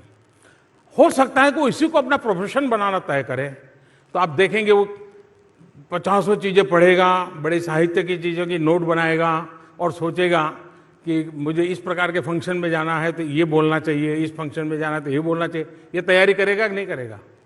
मतलब उसने अपने सामर्थ्य को जाना कि नहीं जाना। आपके जीवन में भी ऐसे कई अवसर आते होंगे जब आपको कभी न कभी मौका मिला होगा।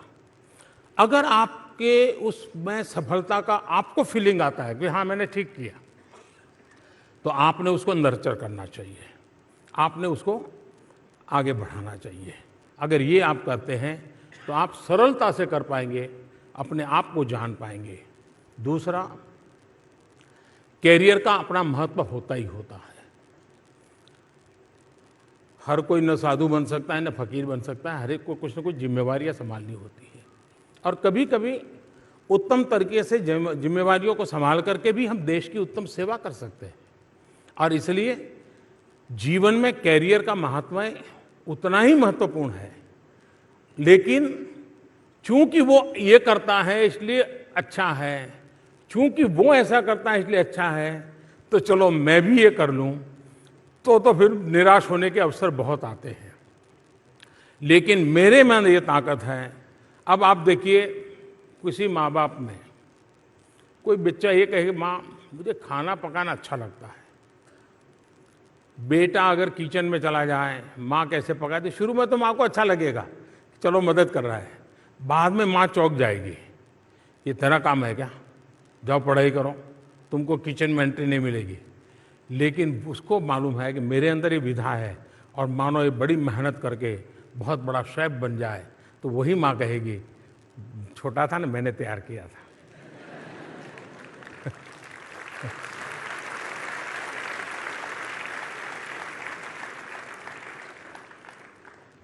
कोई काम बुरा नहीं होता है जी, ये बात सही है। उस कालखंड के अपने साथियों को लगेगा क्या यार 2-2 घंटे किचन में पड़ा रहता है, लेकिन हो सकता है ये छोटी सी रुचि भी उसके जीवन को बदलाव दे सकती है जी। और हो सकता है उसमें सोशल रिस्पॉन्सिबिलिटी का भाव हो तो एक अच्छा सेफ होगा और फिर तय करेगा कि मैं सिर्फ बच्चों के न्यूट्रिशन पर ही काम करूंगा, बच्चों को क्या खाना चाहिए, कैसे पकाना चाहिए वो बताइए, वो कितना बड़ा सोशल सर्विस करता हो जाएगा।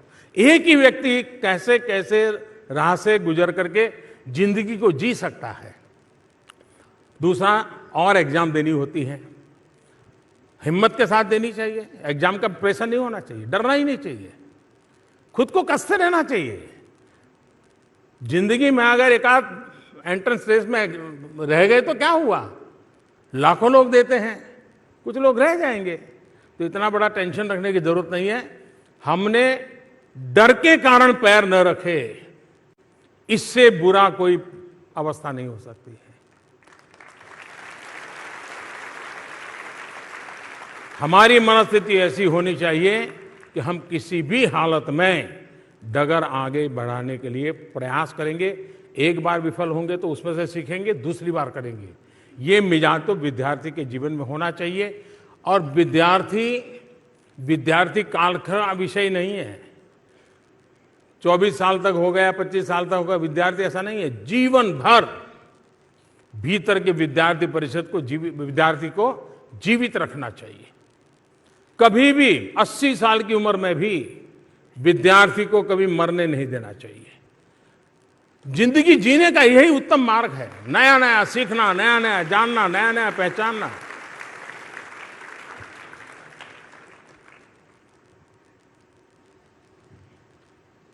धन्यवाद माननीय प्रधानमंत्री जी आपके मार्गदर्शन के लिए।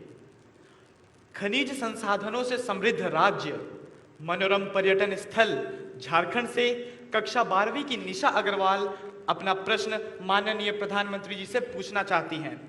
Could we have the question please?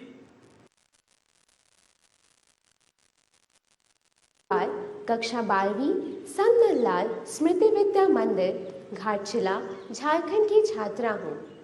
मेरा माननीय प्रधानमंत्री जी से यह सवाल है कि बोर्ड एग्जाम्स आ रहे हैं, साथ ही साथ मैं यूपीएससी, जेईई और पीएमटी जैसे एग्जाम्स के बारे में भी सोचती हूँ, लेकिन इन एग्जाम्स में कभी कभी सफलता नहीं भी मिलती है। कृपया इस बारे में हमारा मार्गदर्शन करें। धन्यवाद। धन्यवाद निशा। मान्यवर, आपका कोटि कोटि आभार कि आपने हमारे मन के अनेकानेक प्रश्नों एवं हमारी जिज्ञासा का समाधान किया। आप जैसे दूरदृष्टा प्रधानमंत्री को सुनकर जी ही नहीं भरता। फिर भी आपके अमूल्य समय को ध्यान में रखते हुए परीक्षा पर चर्चा 2020 के अंतिम प्रश्न हेतु मैं आमंत्रित करता हूं 5 नदियों का प्रदेश, गुरुओं की भूमि, पंजाब के जीजीएससी मलुका भटिंडा से अर्दीप कौर कक्षा 12वीं की छात्रा को, जो माननीय प्रधानमंत्री जी से अपने प्रश्न का समाधान चाहती हैं। अर्दीप, अपना प्रश्न पूछिए।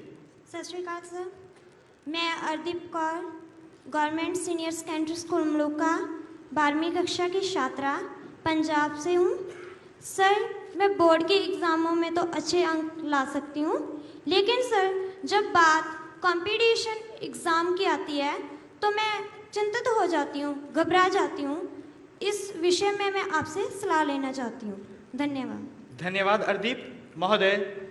अर्दीप व निशा की जिज्ञासा पर मार्गदर्शन करें। सत श्री अकाल।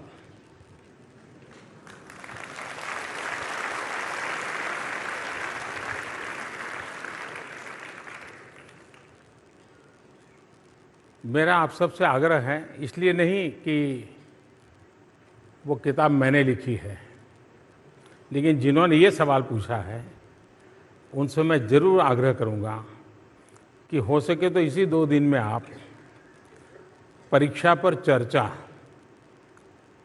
एग्ज़ाम वॉरियर मेरी जो किताब है, एक्चुअली वो मेरी नहीं है, आप ही लोगों के द्वारा धीरे धीरे धीरे पनपती जा रही हो किताब। नए नए पहलू जुड़ जाते हैं। आप लोग उसको 2 बार पढ़िए, आने वाले 2-3 दिन में 2 बार पढ़िए।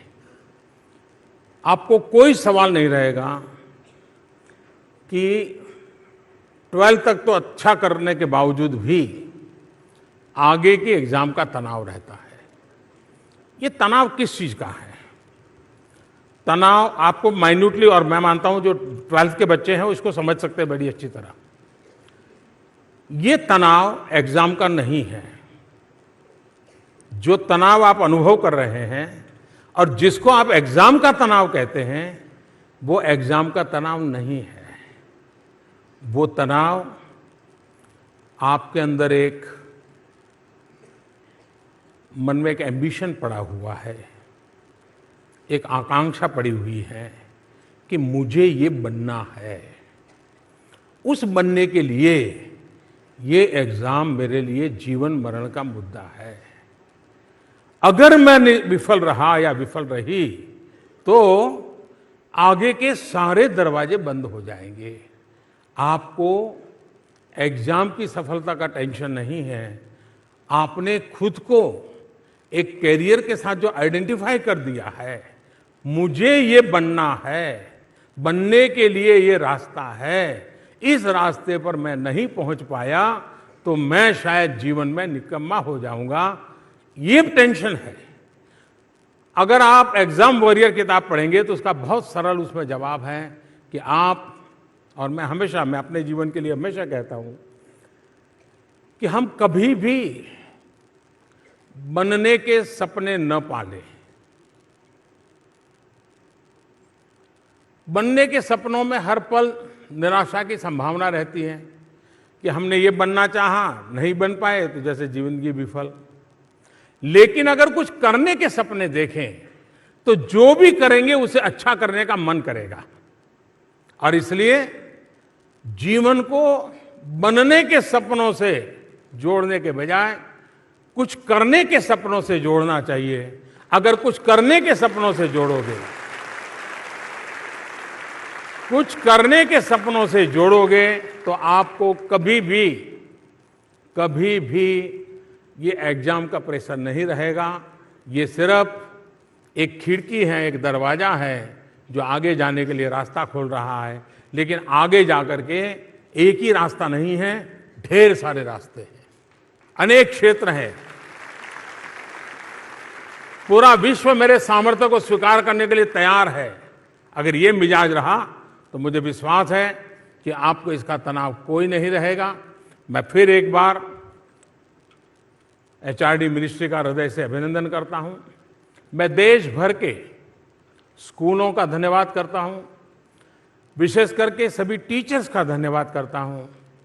मैं सभी अभिभावक का धन्यवाद करता हूं कि उन्होंने लगातार इस परीक्षा पर चर्चा, इस कार्यक्रम को सफल बनाने में बहुत बड़ी मदद की है, इसको आगे बढ़ाया है और हिंदुस्तान के सभी राज्यों ने एक सकारात्मक भाव से इसको जोड़ा है।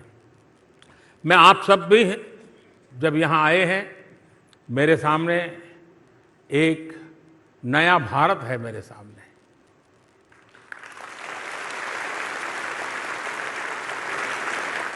हिंदुस्तान के हर कोने से आए हुए बच्चे यहाँ हैं। भारत आजादी की शताब्दी मनाएगा तब आप नेतृत्व आपके हाथ में होगा, ऐसे मेरे सामने लोग हैं। और अगर आज से 30-40 साल के बाद जब आप सफलता को चूमते होंगे और मैं अगर जीवित हूं और कहीं मिल जाऊंगा तो मैं बहुत गर्व से कहूंगा कि मुझे बहुत गर्व है कि मैं आज जो इस व्यवस्था का लीडरशिप दे रहे हैं, इस परिस्थितियों को बदलने के काम कर रहे हैं, इस लैब के अंदर नई नई चीज़ें दुनिया को दे रहा है, वो लोग हैं जिनको कभी 2020 में 20 जनवरी को मुझे दर्शन करने का सौभाग्य मिला था।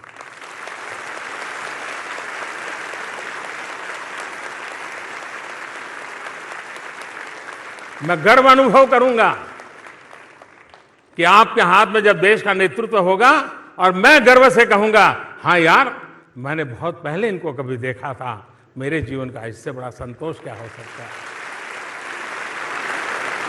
इसी संतोष और विश्वास के साथ परीक्षा जिंदगी नहीं है, जिंदगी में परीक्षा एक मुकाम है।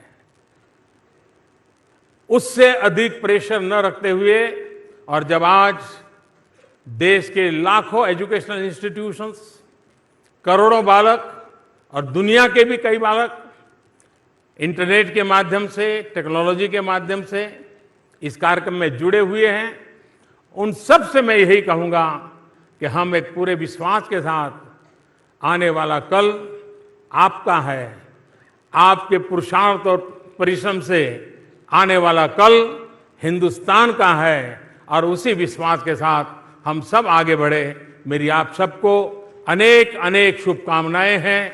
आप में से बहुत से बालक हैं, ज्यादातर यही सवाल आपके मन में होंगे, लेकिन बहुत से बालक हैं जिनको शायद घर से निकले होंगे तब तो टीवी इंटरव्यू भी दिया होगा कि हम पीएम को पूछने के लिए जा रहे हैं, हम ये सवाल पूछेंगे, लेकिन सबको मौका नहीं मिला होगा। मैं इसके लिए आपकी क्षमा मांगता हूं, क्योंकि समय सीमा के कारण शायद सबको अवसर नहीं दे पा रहा हूं, लेकिन आपकी भावनाओं को समझता हूं, आपके सवालों को पढ़ता हूं और हर पल आपसे जुड़े रहने का प्रयत्न करता रहता हूं, आगे भी करता रहूंगा। इसी एक भाव के साथ फिर एक बार आप सबको अनेक अनेक शुभकामनाएं। बहुत बहुत धन्यवाद।